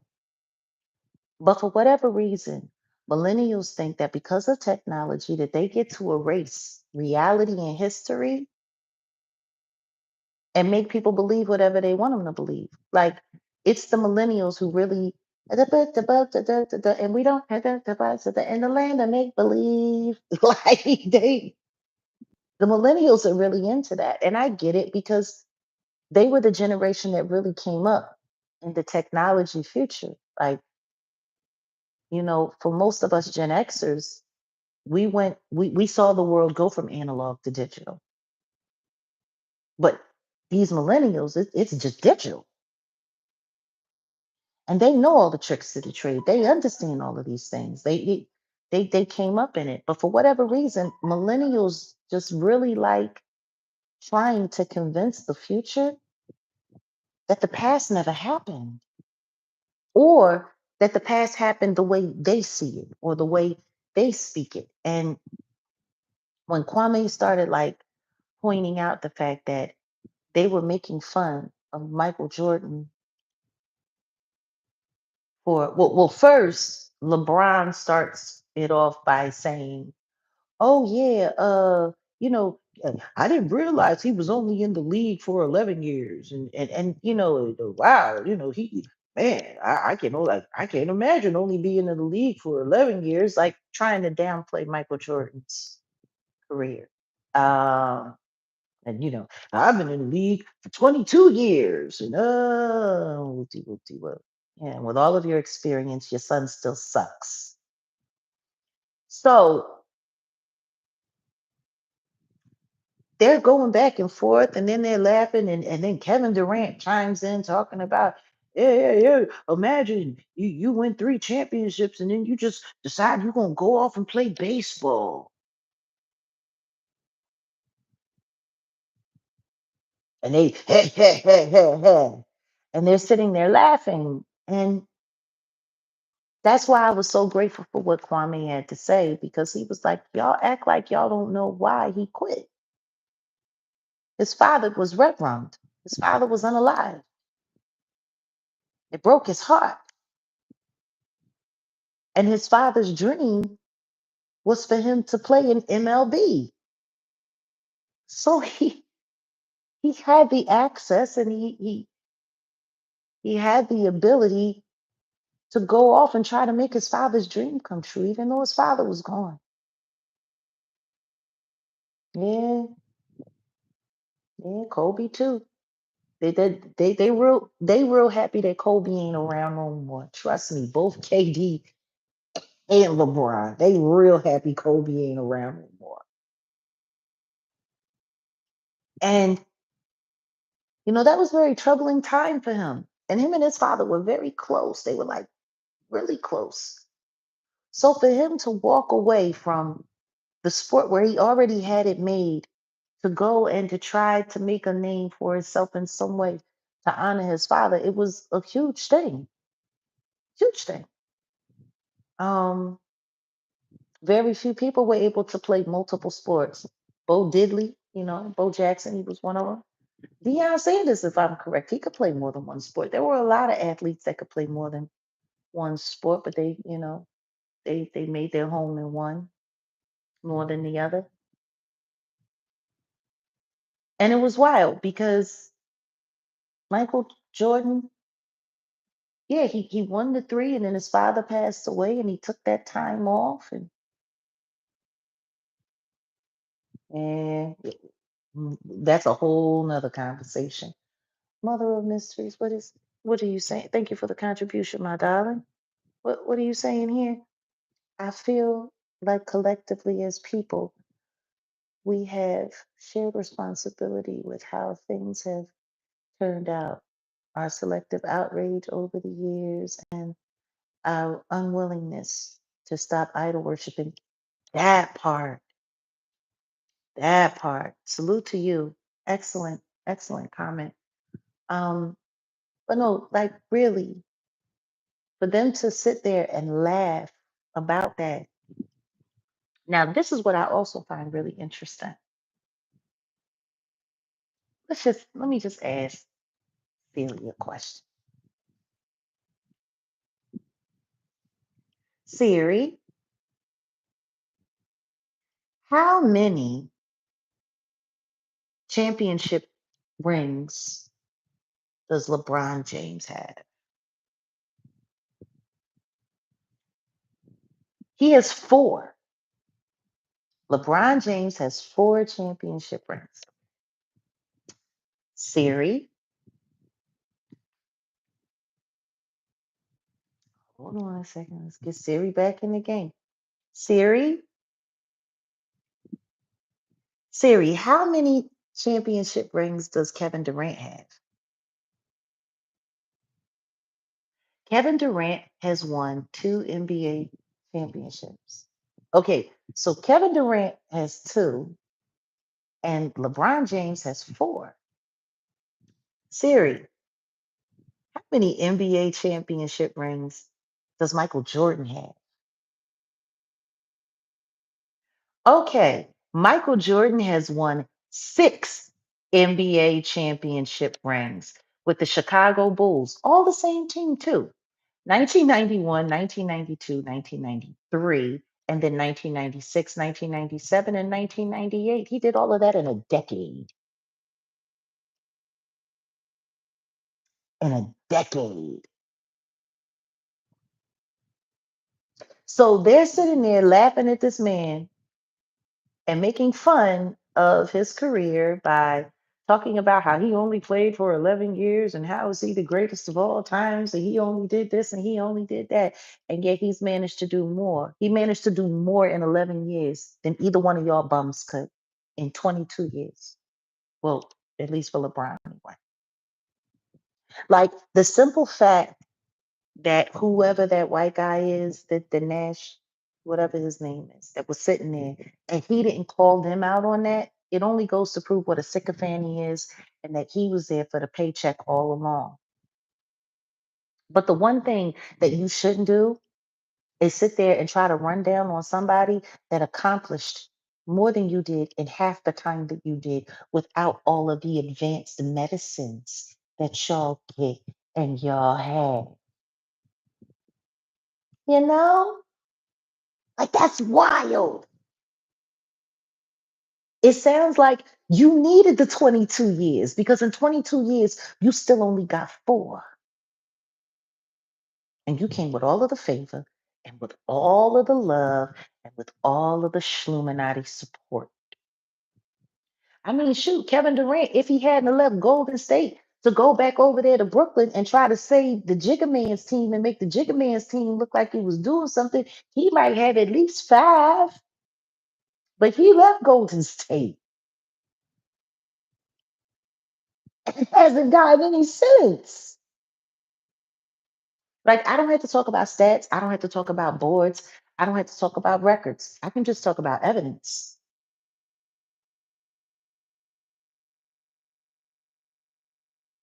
Like, even if, let's just be clear, the Bebe girl, the Jigga Man's wife, she done won more Grammy Awards than anybody. She done won more Grammy Awards than everybody, right? Okay. Can you imagine if she started running down on Aretha Franklin because she had more Grammy Awards than Aretha Franklin? People would look at her like she was a whole nut. Exactly. KD. Exactly. She would look like a whole nut.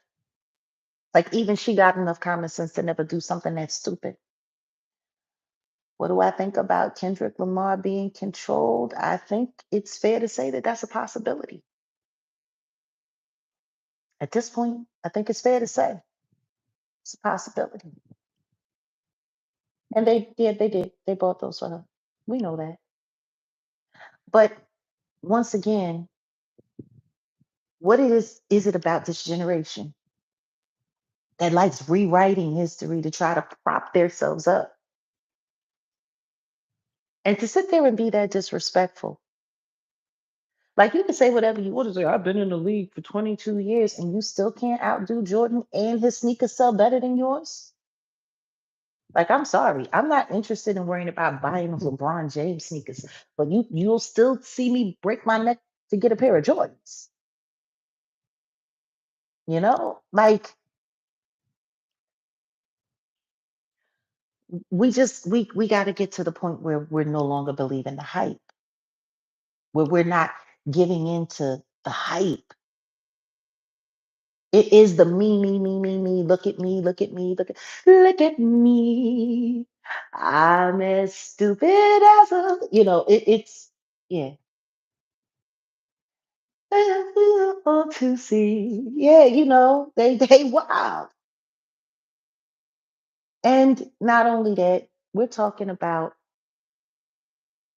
Michael Jordan isn't Frankenstein. He's not Dr. Frankenstein's creation. I wish LeBron would be a lot more honest about how much medicine has played a part in his athleticism. Because, it used to be about taking what God gave you and making the most of it. Because, see, Michael Jordan practiced more than any of them ever did.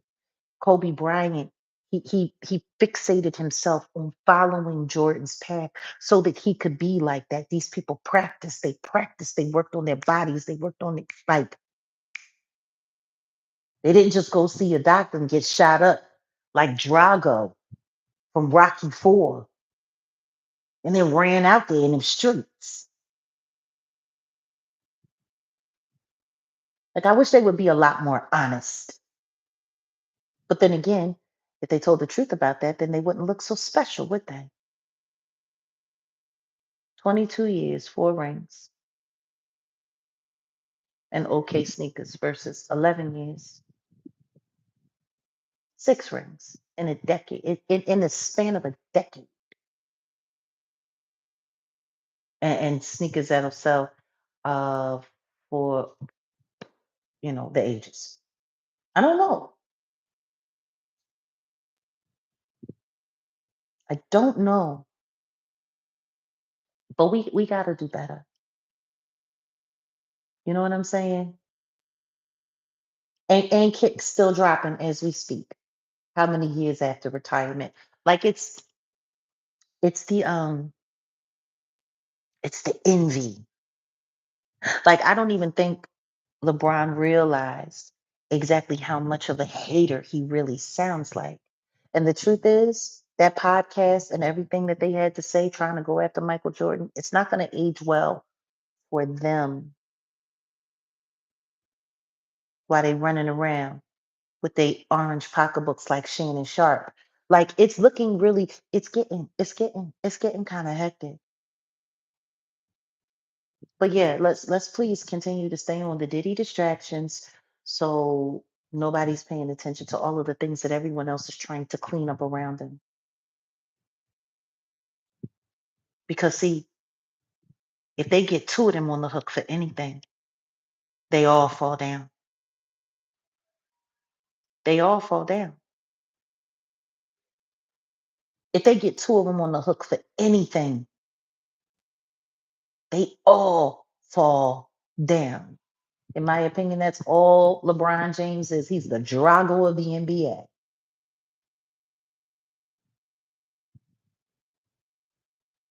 And people like bragging. They like bragging about cheating. They like bragging on their stats. What I do know is this. God is so far from done. God is so far from done. He's just getting started.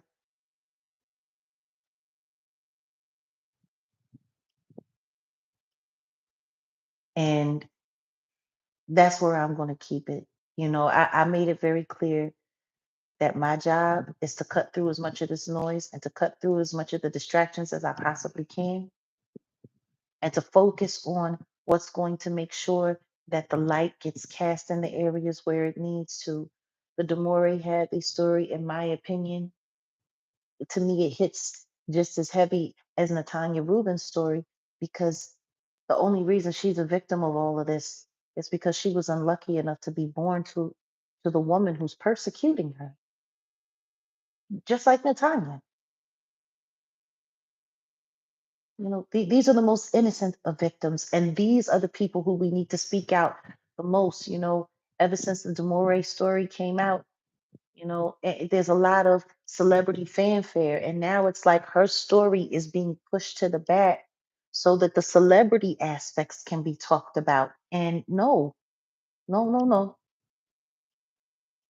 no, no, no. A celebrity shout out is great, but being overshadowed by celebrity, that's not cool. Not in this moment. Like, we gotta keep her story out front. We got to. Now all they want to do is talk about Nicki Minaj and attack Nicki Minaj and make it all about Nicki Minaj, when the truth is she was speaking up saying, hey, this isn't just me, it's happening to other people. But see, they want to do the the Shluminati, you know, 1-2 step. And now they want to make it all about Nicki. Now they want to make it all about this. They want to make it all about that. They want to talk about everything else other than Demoree. And do you want to know why? I'm gonna tell you why. Because they know how easy it is to convince people away from reality with just a little bit of hyperbole and a whole lot of floss and this and that. See, if we paid attention to anything in that trial that just passed, that whatever that was, that's still creating so much huh, whatever hype. Part of the reason why the RICO didn't go through was because of evidence that was destroyed. Evidence that was destroyed. I don't know why nobody's talking about that. See, the Kid Cudi incident with his car, that incident, yeah, Mr. LeBron, I throw up the Shluminati rock abomination. I throw up the triangle before I get out onto the court, and I put it up and I kiss my hands and I show everybody who I serve and who I praise. Yeah, Shluminati. Ain't no party like a Diddy party. Shluminati. I want y'all to think about that. If the evidence from what happened to Kid Cudi hadn't have been corrupted, hadn't have been destroyed, if none of that had have been done, if it had have been accurately on the record, guess what? That would have been able to have count towards this case.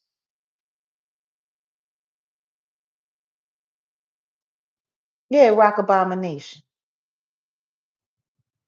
I want y'all to think about what I'm telling you.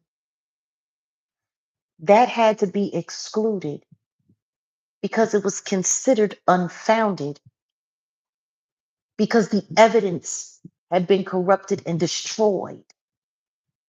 That's it's insane.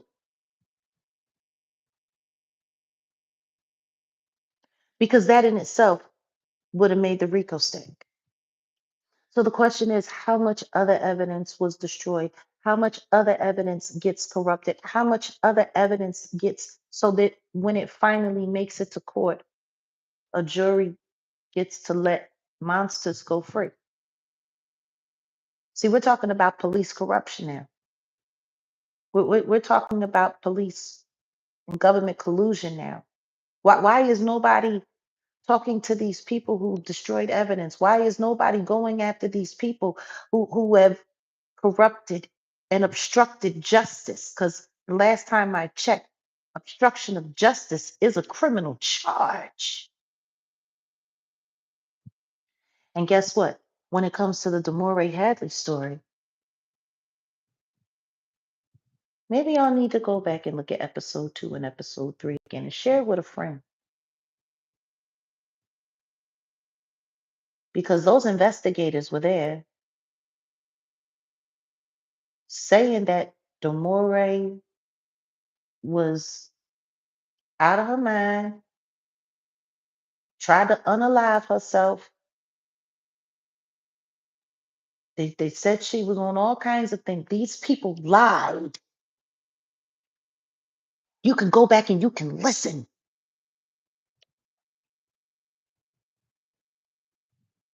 You can listen to the body cam footage that we inserted in the videos that Tasha K just somehow forgot to do. You know, even though her team thinks the girl is paranoid and by they research, but apparently they didn't research anything real. So once again, um, huh, huh, they well the aunt said that's not that woman's aunt, that's that woman's mother.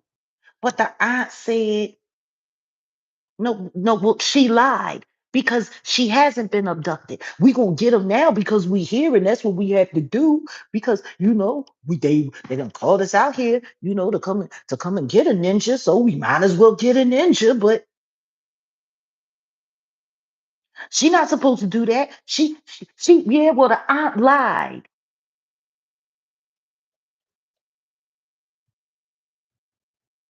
This is public corruption. This is obstruction of justice.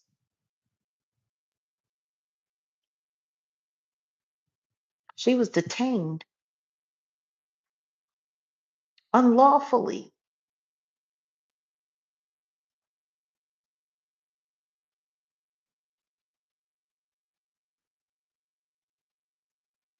Yeah, yes, my aunt. By comparison, there's a lot of corruption. And for whatever reason, that conversation keeps getting skipped over. It keeps getting skipped over. Because, see, if the officials are doing their job, if people are doing what they're supposed to be doing, then maybe we can actually get justice in some of these cases for a change.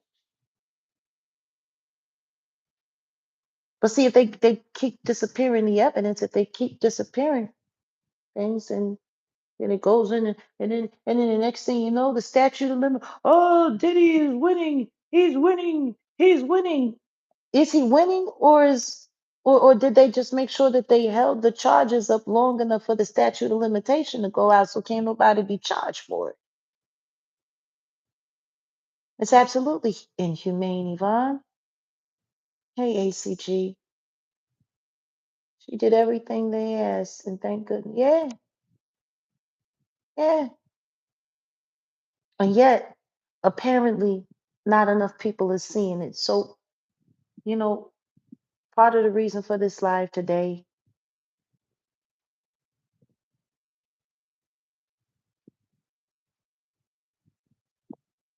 got you, Michael. Part of the reason for this live today, and I know I haven't been live a lot lately. Um, I've been sick.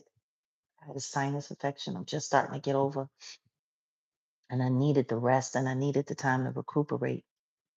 But I've also been doing a lot of research. There's a lot of things going on, a lot more things going on. Sometimes we speak, sometimes we fall back. Sometimes we need to, you know, sometimes we need to fall back and we need to pray and let God do his thing. Because, see, what a lot of content creators want is for me to come out here and to go back and forth with them. Because, see, if they ain't got no Diddy stuff to talk about, then the only thing they have to talk about is me. And they want to make videos about me and they want to talk about me. Like, from this point forward, there is no communication with anyone that is considered a troll, especially not anyone that comes from the realm of Tasha K. Because the truth is most of the trolls that talk about me, they're all her people. But I really want people to pay attention to that. Think about how the kind of tactics that she used in her interview with me back in 2020, and look at, it's the same exact shit show with Demoree. She did the exact same thing, which in my opinion proves she is a disinformationist, which means she's working for the elites, allegedly. or just in my opinion. It's my First Amendment right to believe it, especially when I can look at the tactics and I can look at the antics and I can line them up point for point. Even that whack ass apology. Like I think she put up some kind of whack ass apology today. What was it? With some whack ass explanation. Let's see. Let's see what that say.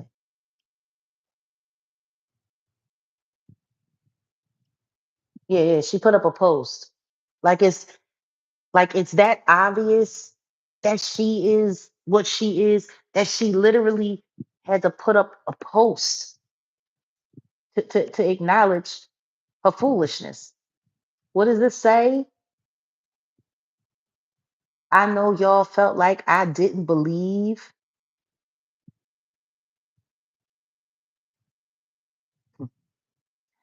I know y'all felt like I didn't believe Demoree Hadley during our interview. I assure you that was not the case. As an interviewer, it's my job to get to the intention behind why a daughter would sue her own mother. What do you mean, get to the intention? If y'all did any real research, you would have known what the intention was. But oh, okay. The Uh, intention, the intention is spelled out in the damn lawsuit. lawsuit, and then you just follow up with the appropriate questions. The questions didn't even. I don't even think she read the lawsuit. No, she didn't read the lawsuit. She read the notes that was given to her or that was texted to her about what she needed to do to try to find a way to trip up Demoree to make her look like she's some kind of brat kid who's just looking for attention and wants to up until last year, Demoree was cool with her mom. Actually, no, not up until last year. Up until December of Yeah, 2023. 2023.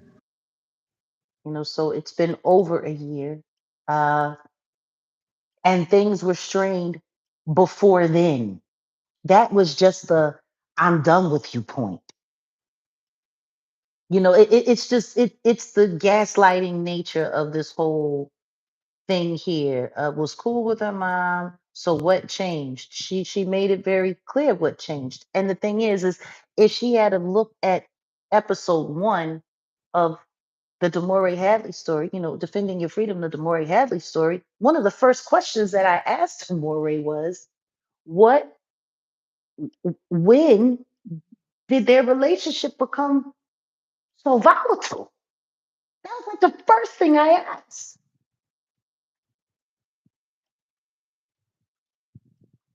Yeah, and then she wants to go into this, and then she starts talking about Demoree.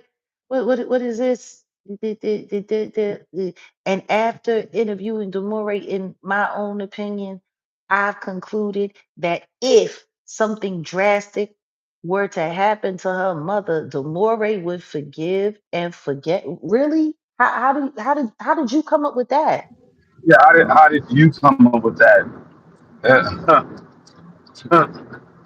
Because what you're not is a therapist. You're not a therapist. How did you deduce that?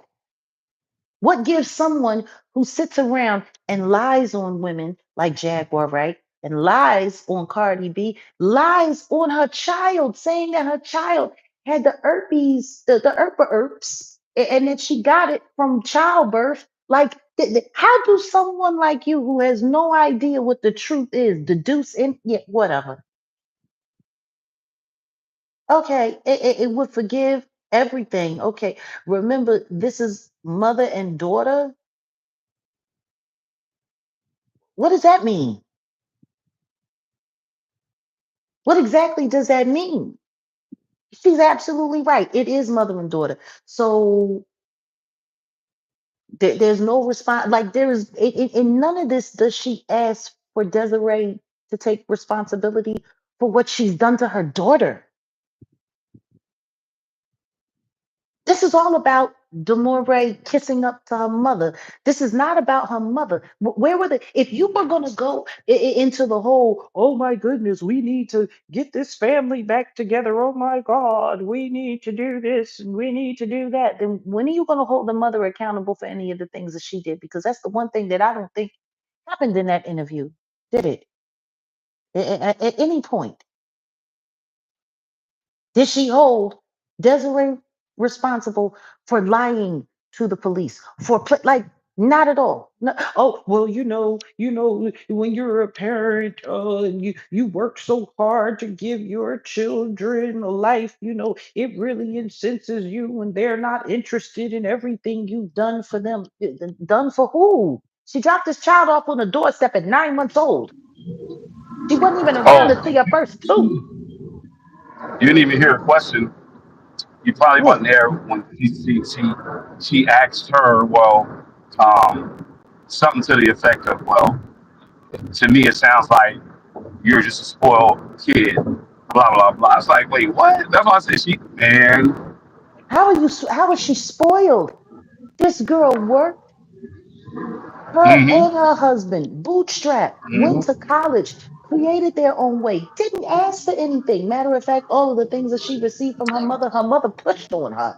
These weren't things that she went after herself.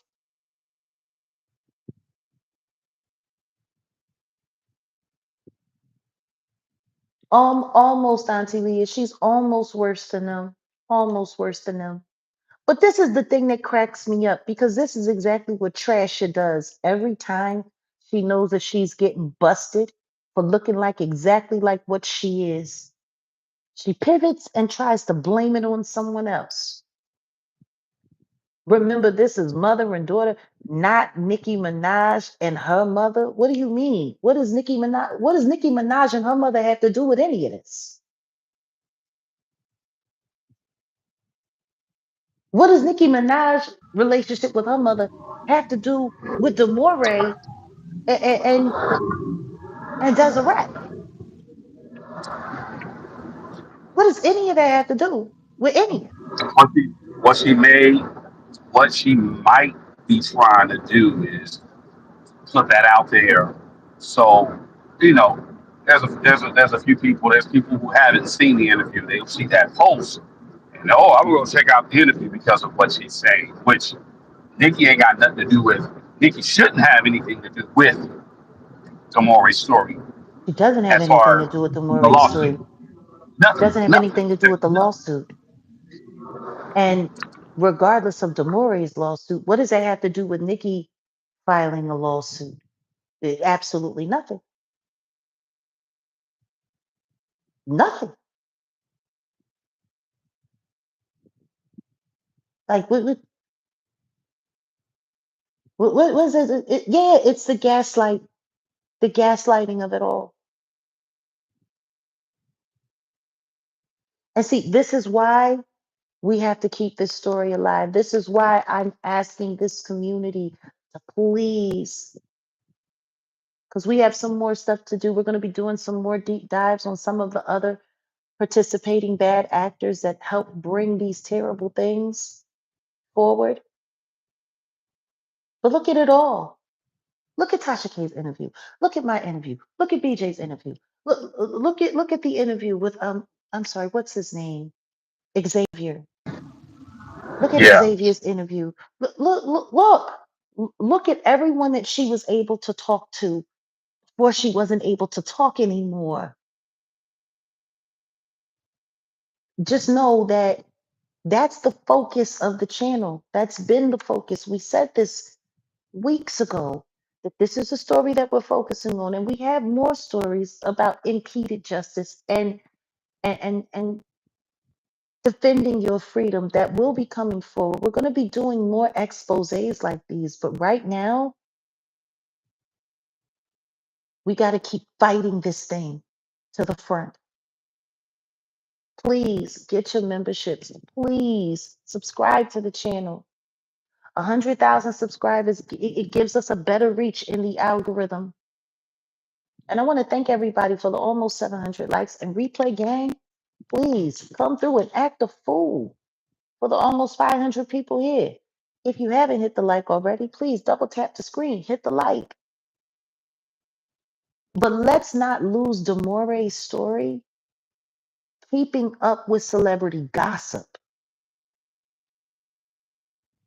Because the truth is, if you're going to sit there and apologize for being a douchebag interviewer and for trying to create every leading tactic to try to devalue the pain and the hurt and and and the justice and the attention that this story deserves. If that's what you're going to do, then maybe you should just stick to the story. I don't understand why you're bringing Nicki Minaj into it at all. I don't understand why you're talking about it at all. It has nothing to do with it. Nicki suing Rock Nation or suing Desiree or suing the Carters or suing Title or suing whoever has nothing to do with this lawsuit. Right. Well, in a sense, is the internet is saying that you are definitely a better interviewer than Tasha K. And I agree. See, the thing is it's really not about who's the better interviewer. The question is who's committed to the story. Because see, a journalist, Well, a real journalist, that's what they focus on. They focus on the story. Now, Auntie Lee, you would ask the question about whether or not any of the mods can use any of the Defending Your Freedom content. We're not saying not to, but just make sure that you're protecting your channel just in case there's still angry little Demoree content monsters hiding in the algorithm. Because what we don't want is for anybody's channel to get hurt by this. But yes, you have every right to share whatever you'd like. We're asking for our people to get behind this story. We need a bigger push. We might not be the biggest, algorithm community here on YouTube, but I know that we're probably one of the most passionate. So please let our endeavors echo and mirror that.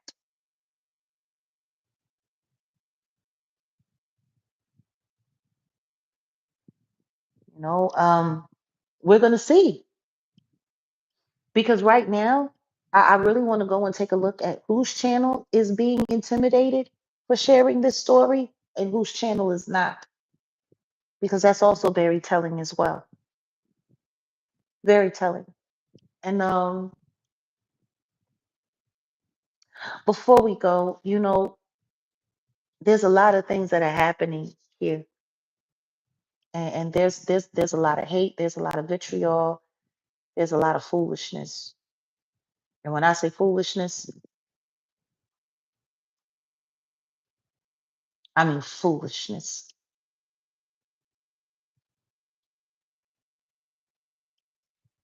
With your travel-sized bottle of baby oil.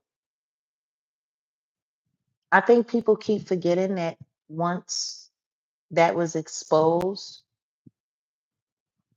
when that was exposed, that whole thing, and the government was talking about it, the baby oil was used as a carrier agent for very, very, very strong pharmaceuticals. I think people keep forgetting that part. It wasn't about the baby oil, it was about what was being transported in the baby oil. And it's so funny because people keep forgetting that part. Do you remember that, Odell? no, I remember. I remember.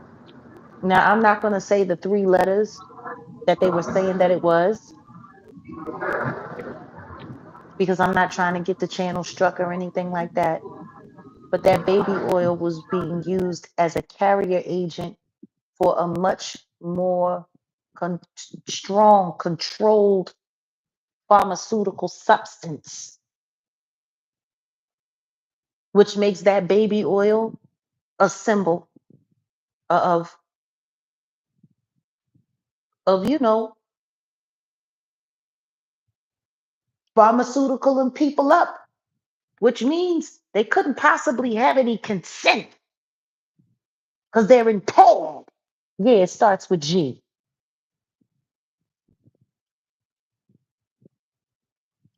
Now, there are some things that we want to be able to share with people that we can't share here online. For those who are members on Patreon, you'll be able to get a link. We're going to be doing a little lecture series. Me and Dr. Randy Short, for those of you who do or don't know. Because the truth is, a lot of this stuff that's being talked about and that's being hidden and being covered up, it comes from a culture that has been around for quite some time. Quite some time. And Dr. Randy Short, he understands and he knows these things. Yes, consent is questionable. People keep talking about all of this stuff, but they don't really want to talk about what's real. That's why it kind of makes me sick when I see people making fun of this stuff, because none of it is a laughing matter or a joking matter for that part. It's grotesque.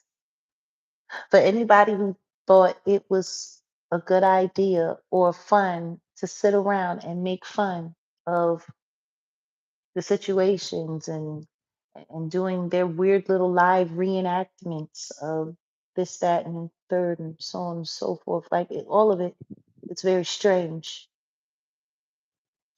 Part of the reason why I wasn't interested in doing any commentary and listening to all of that crap every day is because of how triggering it was for me, because I know exactly how dangerous that is, and I know exactly how many people I know that have been hurt in those situations. I wasn't interested in sharing any of that crap. It's all crap. People got to start being a little bit more honest. So, once again, I got some stuff that I'm going to post, and I'm going to post that trailer that was not produced by Wolfgang Productions.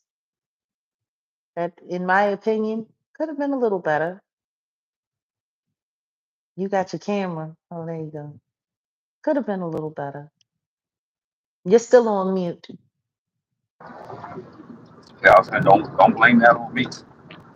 No, but maybe it's time y'all should see it. It was supposed to be a part of the intro trailer for the Jaguar Wright show, and my journey in exposing and our journey in investigative exposures and journalism. It's funny. The second that we got it filmed, it was almost as if it just went on hold. We didn't even get anything till the trial was almost over. It's interesting. If we were looking to release anything or do anything of that nature around the trial, then why would there's a lot of questionable things. And we're gonna get to that. We're probably gonna talk about that over on Patreon, like Wolfgang said. But it's yeah, we gotta be careful. So I'm not sure if we'll be doing it once a month or once a quarter, I but mean, this definitely conversation. every 6 weeks. I think every 6 weeks is a good, because there's a lot that goes on in that span of time. So Mm. like, okay, July 20th, you got something, maybe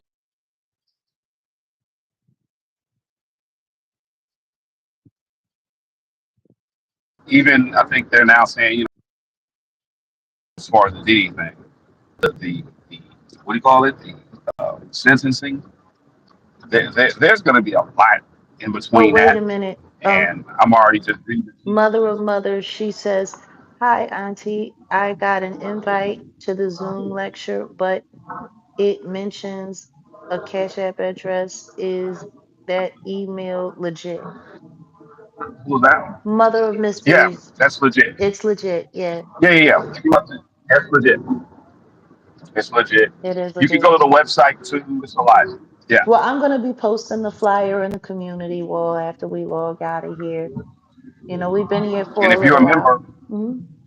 if you're a Patreon member for the the right experience ones, you're gonna get the link for free, pretty much. But Yeah. I just think doing a lot more things outside of YouTube, especially we know how YouTube play, especially with your content. We just not gonna give it to them like that. This is for the ones who are really your supporters. That's really who it's for. But the ones who really want to get down to the nitty gritty of everything that's going on. And we're not gonna say much, but the whole Ariel Mitchell thing. I mean, I think you could talk a lot more about that in that meeting, as well, Well, it's because I time think for a lot us of to people. talk about that and moving forward and engaging the base to take that seriously. Because, see, Yep. what I find interesting is that even though there are people that want to talk about lawsuits and want to disparage my name and attach my name to things, people keep trying to find a way to skirt around the whole Ariel Mitchell kid problem. I was included in a lawsuit for and I was accused of doing things that I could not have possibly done. The thing is Ashley Parham was a credible witness. Is the reason why she wasn't on the stand for this trial because of that lawsuit now? But not only I'm that, not. I'm not going to when even hint around. There's a reason why they threw your name in there, but we'll talk about that on the Zoom.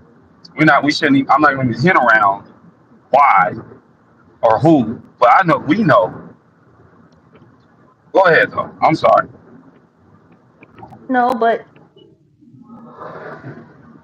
this is the one thing that I think people are forgetting.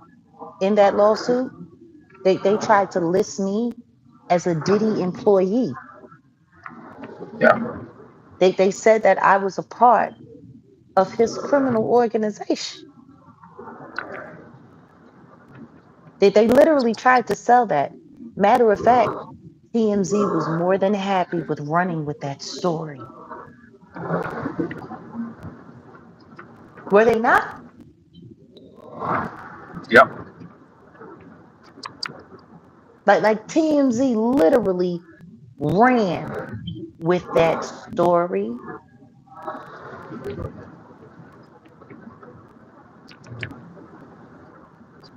That wasn't the first lying piece of crap story they ran with about me. They pretended like I didn't exist for 4.5 years, and then all of a sudden they couldn't keep my name out their mouth.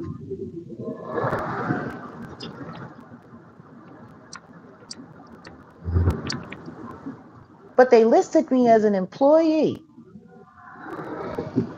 and as a part of the Diddler's criminal organization. So now, considering that the RICO didn't go through and they're saying that there was no criminal organization, then we got lies on top of lies.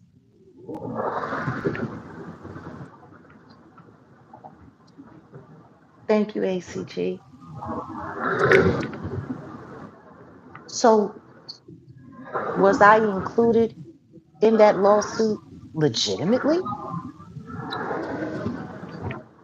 Or Well, was it done with malicious intent to find a way to, to keep a real victim from testifying at that trial while destroying my credibility at the same time? It's an interesting move. and it's very interesting the timing of when she dropped it. Yeah, because it Again, came. we're not gonna get on here and say Mm, anything negative about her. We're not gonna say anything about the situation. Just know that it's getting handled. And it's unfortunate that a person who's supposed to be, and she's platformed by like Piers Morgan. Piers Morgan is platforming her, and there's no apology to you because this person went on and made a lawsuit and said X, Y, and Z and included your name. But I mean, it's very interesting. nah, he'd Very rather interesting. slut shame Superhead and let Vladimir, I was never a DJ Liuski. You're not credible. You're not credible. You're not credible. Ooh, you're not credible. Show me one mixtape. You pasty hoe. Show me one mixtape. You look credible. You look credible. And people, oh man, Vlad ran down on Tony Busby. How? Sitting there lying, saying the same crap over and over again, pushing the same drivel over and over again. You look credible. You look credible. You look credible. Like, I don't know. Does he got like a microchip? Was he glitching? And people think that's a flex. Two Caucasian liars lying about black business and playing in black America's face. And I See, just want to say, to every black person here on YouTube who still calls that man a DJ, if you gonna call him a DJ, if you gonna put the DJ in your title, make sure you post any of his work as a DJ that he's done. Post your favorite Vlad mixtape. Post the cover of his first album, his first compilation. Matter of fact, show a picture of him at a DJ battle going up against Funkmaster Flex or going up against Kid Capri. hell, so it's a club he DJ that. How about that? We can start with that. What club were you DJing? I don't know. Maybe it was a bowling alley, just like Amir Questlove Thompson. Erica Badu's more a DJ than Vlad is.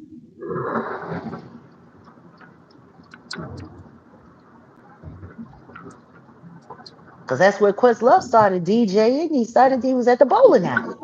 He was over there north, over on third, right there, Second Street, at the bowling alley, North But Bowl.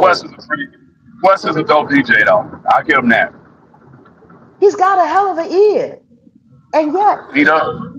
people don't call him DJ Quest, but they call Right. that white boy DJ Vlad. How about CI? Let's just call them what they are. CI.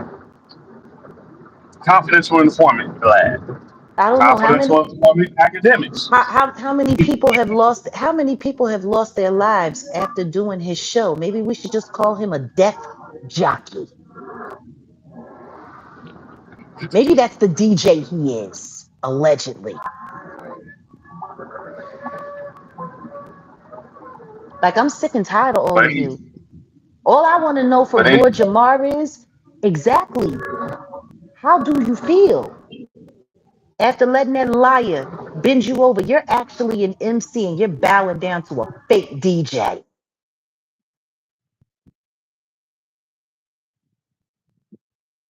I'm just curious.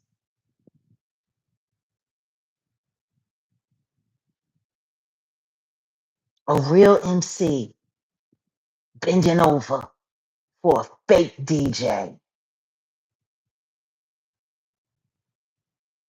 How disappointing. But I guess we'll be seeing him with his orange pocketbook very soon as well. Because apparently that's what's next. After you bend over for all of the fake alleged government informants, you get yourself a orange pocketbook.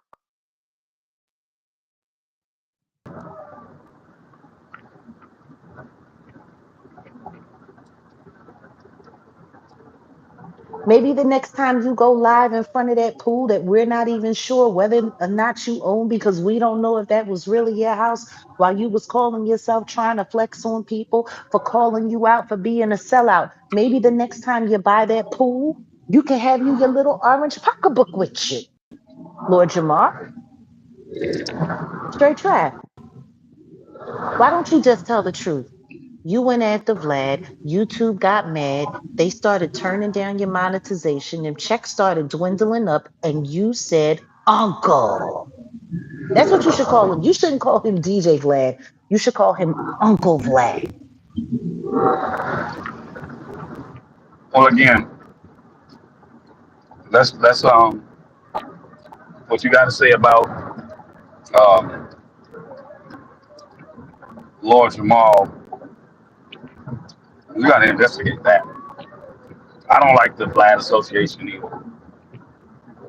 It's not about the association, it's about the utter bitchness of it all. Oh, slow, power. I get it. You a bitch now, Jamar. And you doing it for a dude that ain't even got a real mixtape. You a bitch now.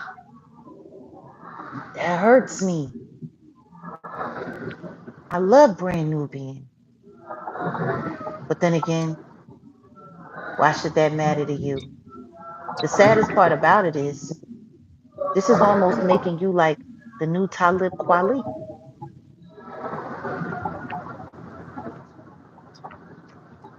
See how that worked for him.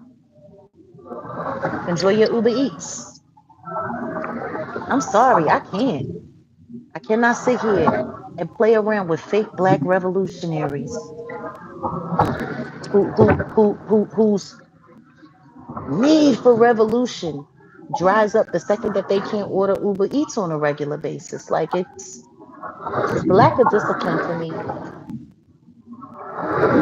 I go without a lot and I fight for everything that I got. And guess what? They still keep trying to take from me. I'm just trying to figure out when it became so popular to be a whole bitch ass nigga. Like for real.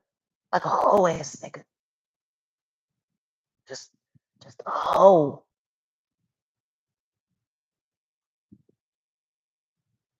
Because whatever verses you spit on whatever projects you had, they invalidated the second that you bowed down and bent over to that fake DJ.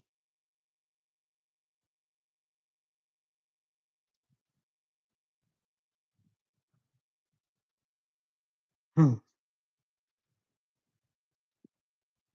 Yeah. Like we gotta do better, man. We gotta do better.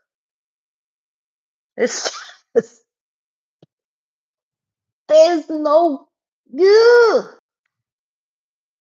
The link to the backup channel for Set in the West is pinned in the chat. Please don't forget to subscribe. Um, we don't know how long it's going to take to recover these channels. We have every intention to move forward in doing so because they shouldn't have been taken down. Everything was fair use and everything was right and correct. And by free speech rules and First Amendment, we had every right to share everything that we did. Um, yeah, we're gonna post a couple of things up and then we'll see y'all soon. I'm not sure when I'll be going live again because I got a lot more research and stuff to do, and there's a few other things that we're working on. But please don't let that stop you from coming through, becoming a member. Don't let that stop you from supporting the channel. We could use your help in every way. They just snatched 2 channels from us. We could use the help in every way. This is our hub, and we're doing everything that we can to protect it. Mm. What you talking about, Keisha? Jack, my apologies.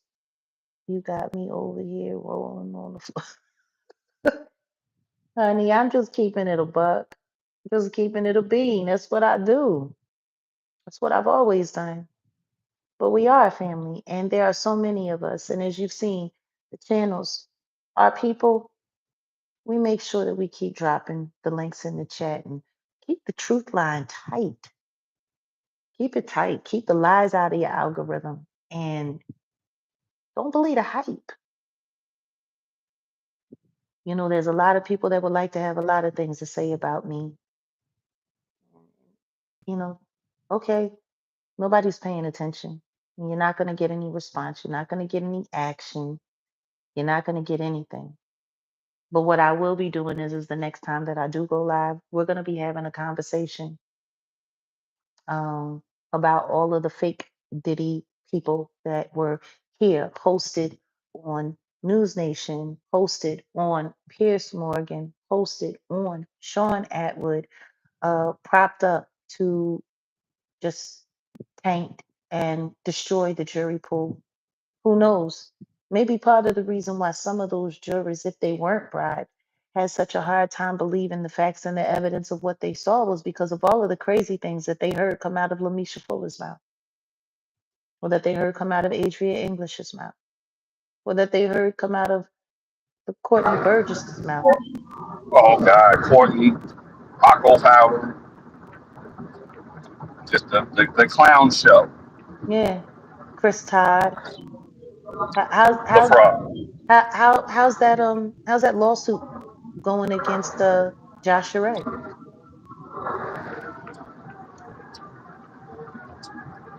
All lies. Like, is nobody?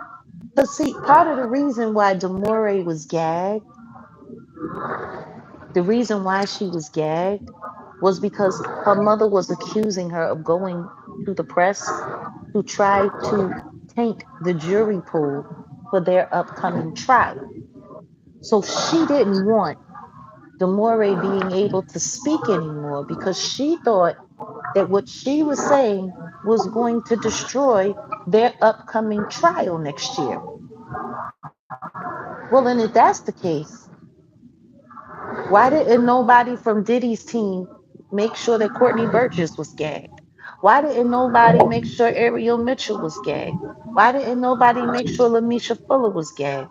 Why didn't nobody make sure Adrian, like, Courtney Burgess was forced to go to the grand jury on two different occasions, and still ain't nobody seen his tapes. And he said himself on Sean Atwood's channel that he had a Diddy tape of me on it assaulting my own child. Where is that video? Produce the tapes. Yeah, he got nothing. That's why. Because he never had anything. Because they was lying from the jump. The question is why didn't they get sanctioned for it? Why didn't Ariel Mitchell get sanctioned for that? And then even after all of that, playing in the public's face. Because see, make no mistake about it, all of that fake crap that they did, it did taint the jury pool. It tainted the jury pool without a doubt, which goes to show you exactly how long they were working on it. Yeah. Well, we don't know if he committed perjury or not because we don't know exactly what happened when they went to the jury pool, which, by the way, TMZ was Johnny on the spot for, just like they was for Gino on the day that Diddy's verdict was given. How is it that, oh, 444, Yvonne, where you are? That's what's up. How is it that TMZ always knows where everybody is all the time? Oh, we're gonna get into Like, that. how is that? Or at least I How did am. they know to be there on the courthouse steps to meet Courtney and Ariel, who were dressed and ready to play their part? Like, I'm trying to figure it out. Hmm? Yeah, we're gonna get into that. Yeah, yeah, yeah, I think it's time to do a "Where Are They Now" episode. Oh yeah, that'll be great. Like if we're really, if I'm going to talk about anything regarding this Diddy foolishness, this Diddy distraction, yeah, yeah, yeah, I'm going to talk about the things that matter. Yeah, where are they Okay. now? We would have a deck of cards because I would pull a Lionel B card. I would pull the Lamisha, the Adrian, all of them. Yeah, where you at? Courtney, where you at? Where All are of they them. It'd be now? a deck. Who would be the Joker? Put That's a whole put a nother. put a 7 in the chat if you would like to see a Diddy a Diddy Liars live.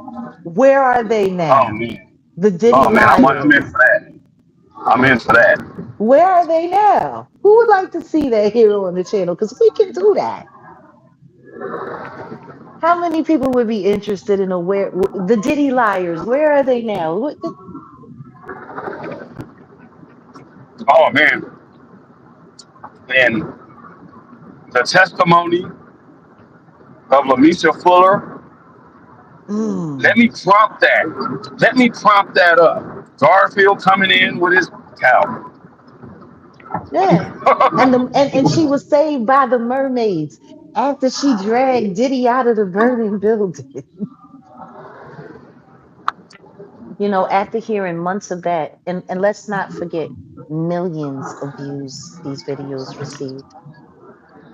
If you look at all of those videos together, they probably totaled somewhere about 20 million views. If you look at News Nation, if you look at Pierce Morgan, if you look at Sean Atwood, if you look at Liar B, if you look at all of these, millions upon millions of views, millions upon millions of views, that YouTube not only allowed to be monetized, but promoted and featured. YouTube sanctioned it. We're talking at least 20 million views, all of those lies, all of that foolishness, all of that craziness, at least 20 million views. You're telling me none of those jurors saw any of that? Hmm? None of those jurors saw any of that. Hmm? And then after they did their big one, and then they started snatching them down because they figured they did enough and they got too close to the flame because I kept flaming their asses and making them look like the liars and stuff that they were. Then all of a sudden my name shows up in a Diddy lawsuit doing things that Lamisha Fuller said I did, even though there's evidence that all of those things were done by Christina Coram, who actually worked for Diddy. A week. Hmm. We'll get into it more during the lecture. We're going to talk about it. But I tell you one thing. Oh, hello, Kitty. Welcome. Welcome to Jag Nation. I tell you what I do know.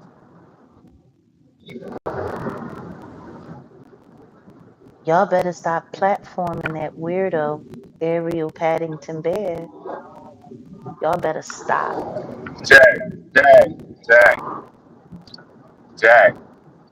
Because you're platforming someone. I said Paddington Bear.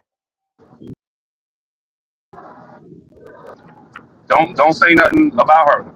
Like this bad. It's I going. didn't say Yeah, anything but you know. disparaging. I said Paddington Bear. Oh, I know. She's gonna use. Oh my God, she called me that. What He's fake outrage? the victim. It's better. Well, It's better than what somebody else. it's better than what people have been saying about her recently. Because if you look at the comments of some of her recent appearances, they're not Listen to so how these attorneys nice. down. These attorneys are a lot of these Oh, attorneys I are know. scum, and I'm not saying she's but yeah, just know anything from him is going to be, oh my God, it's an attack. So no, How could I attack you're somebody? sitting over here How could trying I to do. attack somebody that's doing nothing but attacking me and lying on me? See, that's the problem. Notice this. She said nothing about you since. So that's what she's going to say. That's why I say, we got to play this You said smart. nothing. Uh, So I okay, know I know Paddington Bear. she's I know Paddington Bear is nothing, but she's such a you already know. You already know. You already know what type of person I she is. understand that, but the problem is regardless if she said anything about me or not, she is yet to remove my name from that lying ass piece of shit lawsuit where my character was greatly disparaged. And now apparently, since there's no RICO, that there was never any criminal organization, which means there were motives behind putting me in that lawsuit. Motives.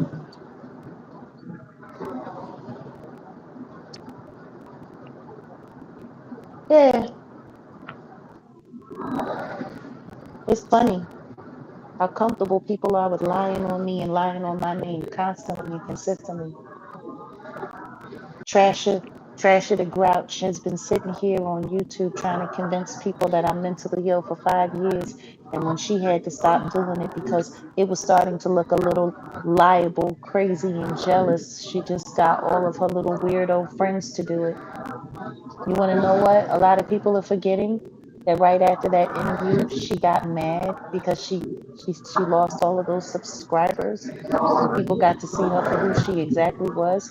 And the truth is, she should lose more subscribers for what she tried to do to Demoree. But she doxed my phone number on her Patreon and gave it out to all of her weirdo people so that they could stalk and harass me.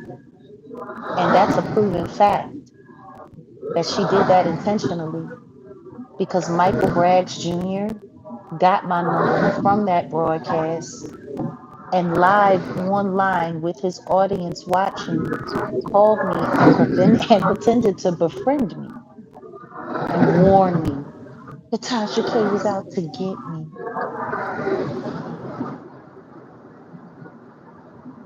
Hey, Majesty, welcome to Jag Nation. That's what she did. That's what Latrasha Transrena did after she got popped and lost all of those subscribers. She doxed my phone number so all of her weirdo content creators could call me up, some of them even pretending to be supporters so that they could spy on me on her behalf so that they could continue to gaslight me in real life.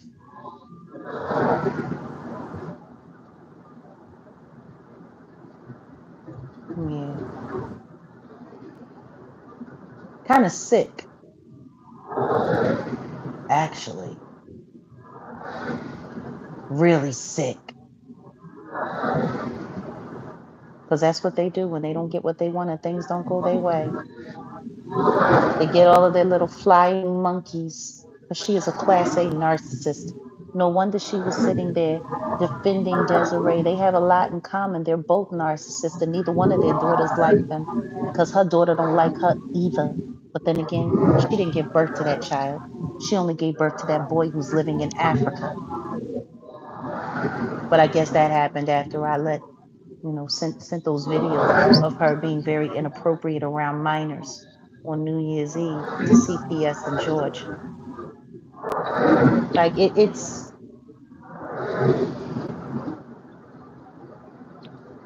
hard not to it's hard not to become jaded. It really is, Carla. It's hard. It's hard because what I do know is this: for anybody who wants to refer to me as an unfit anything, every time my first ex-husband tried to call CPS on me, CPS left. DHS left and left my son right there in my care. They only come out to your house and make you strip your children down to check for bruises and scars and all that kind of stuff and anal fissures and stuff when you're an unfit or they've caught you being unfit. She's the biggest unfit mother on YouTube.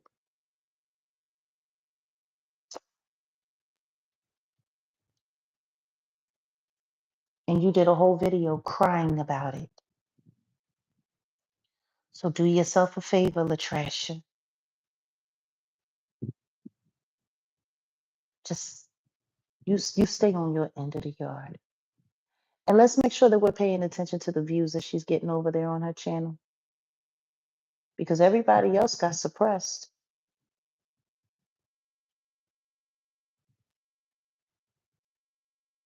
Hmm.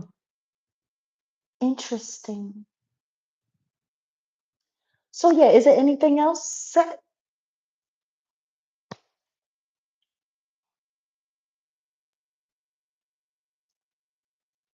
Guess not.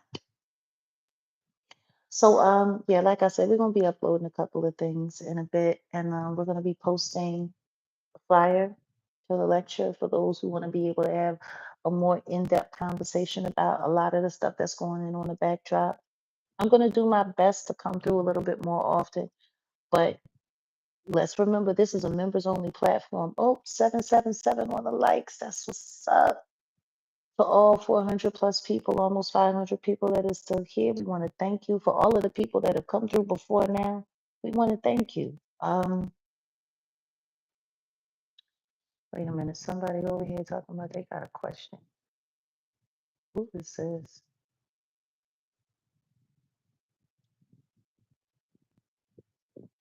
Mm, interesting. People always got so many questions for me. But before we go, we're gonna be doing a couple more lives here this month before the month is out. And I think the next live we're gonna do though is gonna be Where Are They Now? The Diddy Liars episode. Yeah, I think that would be yeah. Yeah, if we're Yeah, going to talk about anything regarding this distraction, let's talk about some of the things that probably helped derail that trial. yeah, it's perfect, and I'll lay out the profile, all that. I'll have it ready. Oh yeah. So yeah, and welcome to all the new members here and to all of our subscribers. We thank you. Let's keep let's get this platform to where we need it. We need 100,000, at least 100,000 subscribers and 1,000 members. And we're going to do everything we have to do to protect this channel and make sure it doesn't get taken down. We're going to do everything that we need to do to keep this environment and this staple in our little community that we're building here safe and whole. And yeah, we love you guys and we thank you. And don't forget, please subscribe to the backup channel, Set in the West one. Well, Set in the West Doc one. And yeah, we got a lot of legal fights ahead of us. We got a lot of stuff ahead of us. But as one of my spiritual counselors was telling me, don't worry about trying to do business with the industry. Crowdfunding, go to your people and ask your people. And the truth is we really don't ask for a lot. Um, but maybe it's time to set some things up because we need all the help we can get. We don't have a staff. We have great volunteer work, but we don't have a staff, and we need one. Um, we got to do what we got to do. We got to look out for us. But if there are a million people out there that follow and believe me, we go from platform to platform. I have a couple 100,000 here, a couple 100,000 here, whoopie, whoopie, woo, yada, yada, yada, and all the people that don't stick their head out of the bushes. We should be able to raise money to do the things that we need to do. Everyone else does. For crying out loud, Tasha K got that website and people pay all of that money every month to listen to her live.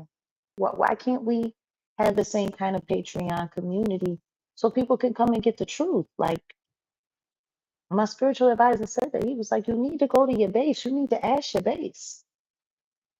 It's like you don't have to. You don't. You don't have to go to the man. You got people that believe in you, people that are behind you, and when I think about it, modding can be very stressful. But for those who are interested in really volunteering on any capacity when it comes to things that, please let us know. Go over to the Patreon, leave a message, or leave a message on the channel, whatever the case may be. But the Patreon messages, those go straight to our office computers and stuff like that. So it's we're a small machine.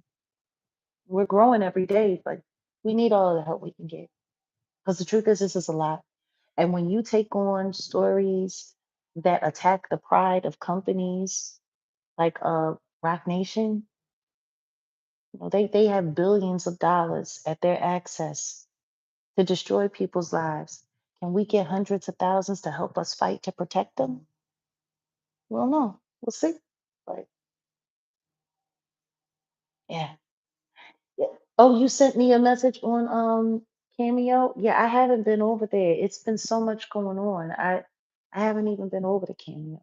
Uh, I've been trying to. Vetting is definitely very essential.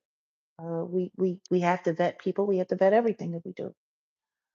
Um, it's a lot, but God is good. He keeps us. He keeps us, and it's good to be up and head not being, feeling a little better. Yeah, I'm older. I'm so used to pushing myself and pushing myself and pushing myself to the max that I never really I don't always let myself heal the way I need to heal or get all the way together. I'm always so busy. Oh, just gotta get to it, gotta get to it, gotta get to it. But sometimes you need to fall back. Sometimes you need to rest. And for whatever reason, I don't know who this is that needs to hear this. Don't judge yourself for being human. Don't. Don't judge yourself for needing a break. Take that time and take that time with God and let Him heal you completely before you get back here out here fighting with these demons and these crazy people. They try to stress you half to death. Thank you, Mother Mysteries. Thank you. Um, we're gonna figure it out. We have to be careful with who we invite in because the truth is, it's been a lot of spies, a lot of spies. Like I'll never forget when I first started my first group, WCW, my Zoom. Pretty much everybody there, they were all Tasha K winos there to spy on me and to find out what survivors were really in there so that they could find a way to dox them, scare them, or just give their name to somebody who could.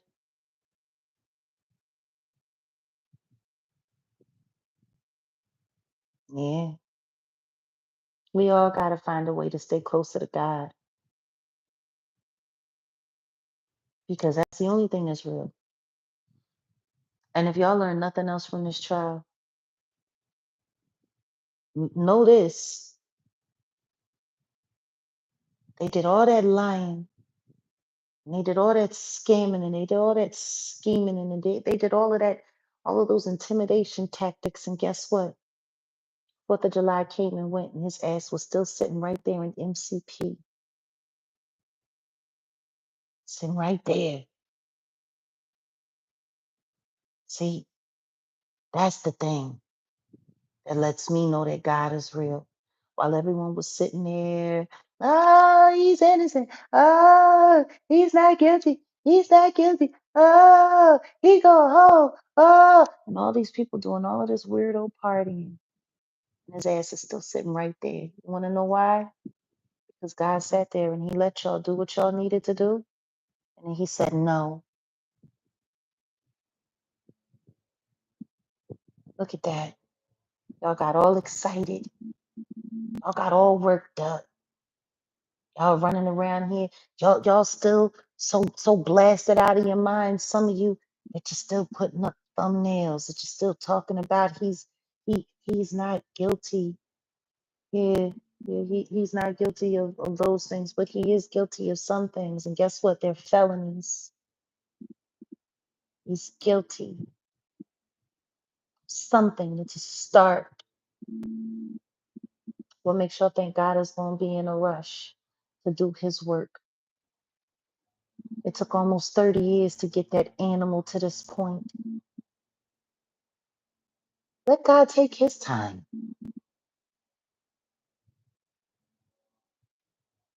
You can sit up there and you can do whatever you want to do.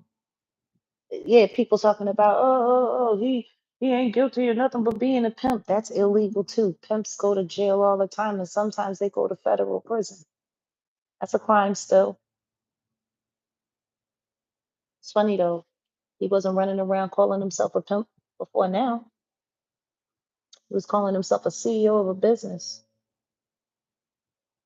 And some of the women who he abused and did all of those things with, all of his pimping ain't easy with, were employees of his actual company. They were employees first, which means he lured them in under the guidelines of employment and then invited them into a more intimate, inappropriate engagement that was filled with pharmaceuticals and all kinds of abuse. He wasn't calling himself a pimp before, he was calling himself a businessman. He was calling himself Brother Love. All of that stuff y'all saw him do, that looked like love to you? It's a joke, really. Oh, she's a liar. She's a liar. It's funny because everything that I said is exactly what was exposed. And there's so many things that I didn't say that y'all got to hear for yourselves. Like I said, he raped that girl, whooped her ass, put the boots to her, said, go on ahead. What you gonna do about it? You ain't gonna do nothing.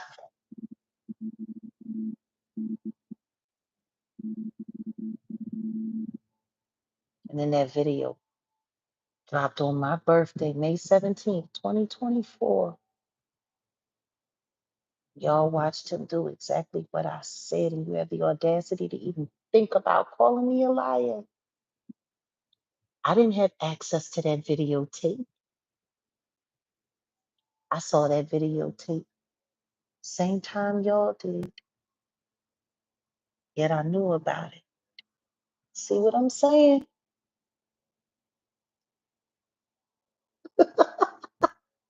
It's just amazing. I saw that videotape the same time y'all did. And CNN had it first, which means a lot of people knew that that moment existed. See?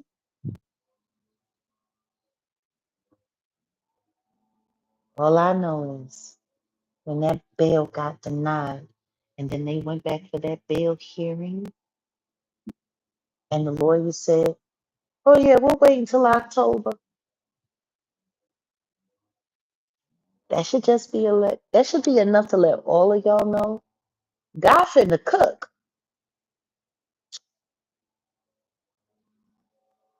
It doesn't matter how many of y'all lie. See, I know the truth in my heart. I know what God put on my heart. God ain't never led me stray or led me wrong. Ever. He walked me right out of Madison Square Garden that night when I sat there listening to them mocking the death of Aaliyah in Dame Dash's face while they were praising that pony, that My Little Pony, in a little country swag.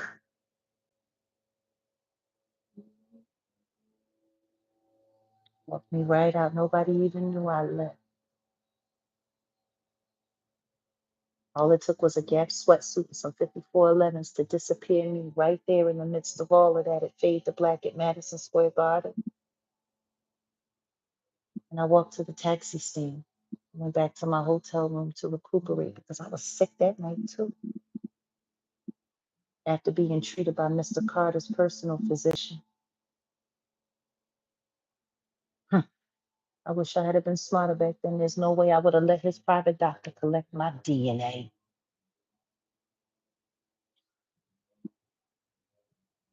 Swabbing me, taking blood samples and whatnot. Yeah.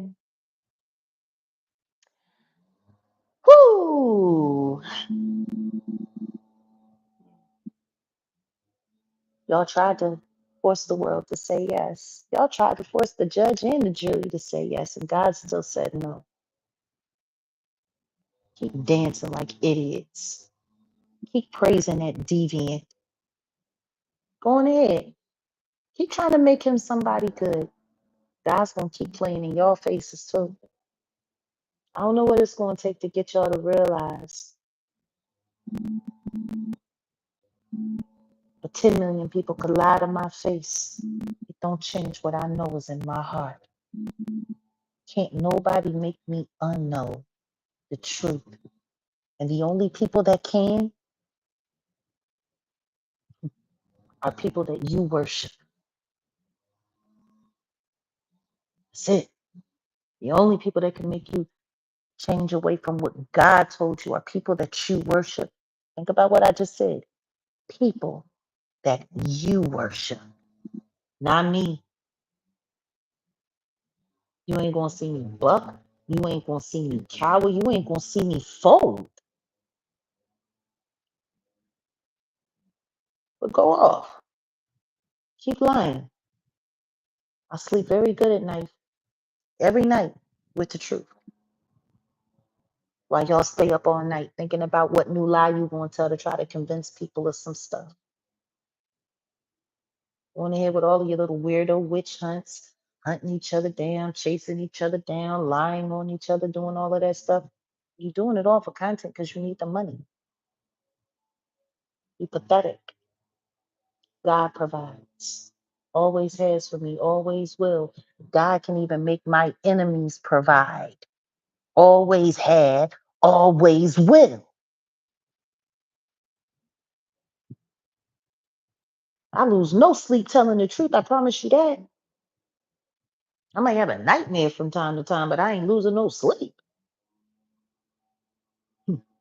My nightmares, you don't want them because it's everything y'all don't want to see and y'all don't want to believe.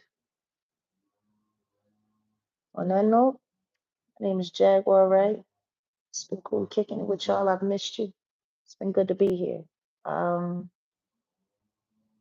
Yeah, keep believing in God. Don't believe the hype. It don't matter how many times they yell one thing. It only takes God once to say what he got to say. And the action becomes just very clear. So yeah, see you next time. I guess I'm gonna have to figure out when we're gonna schedule that. Where are they now? The Diddy liars. Peace.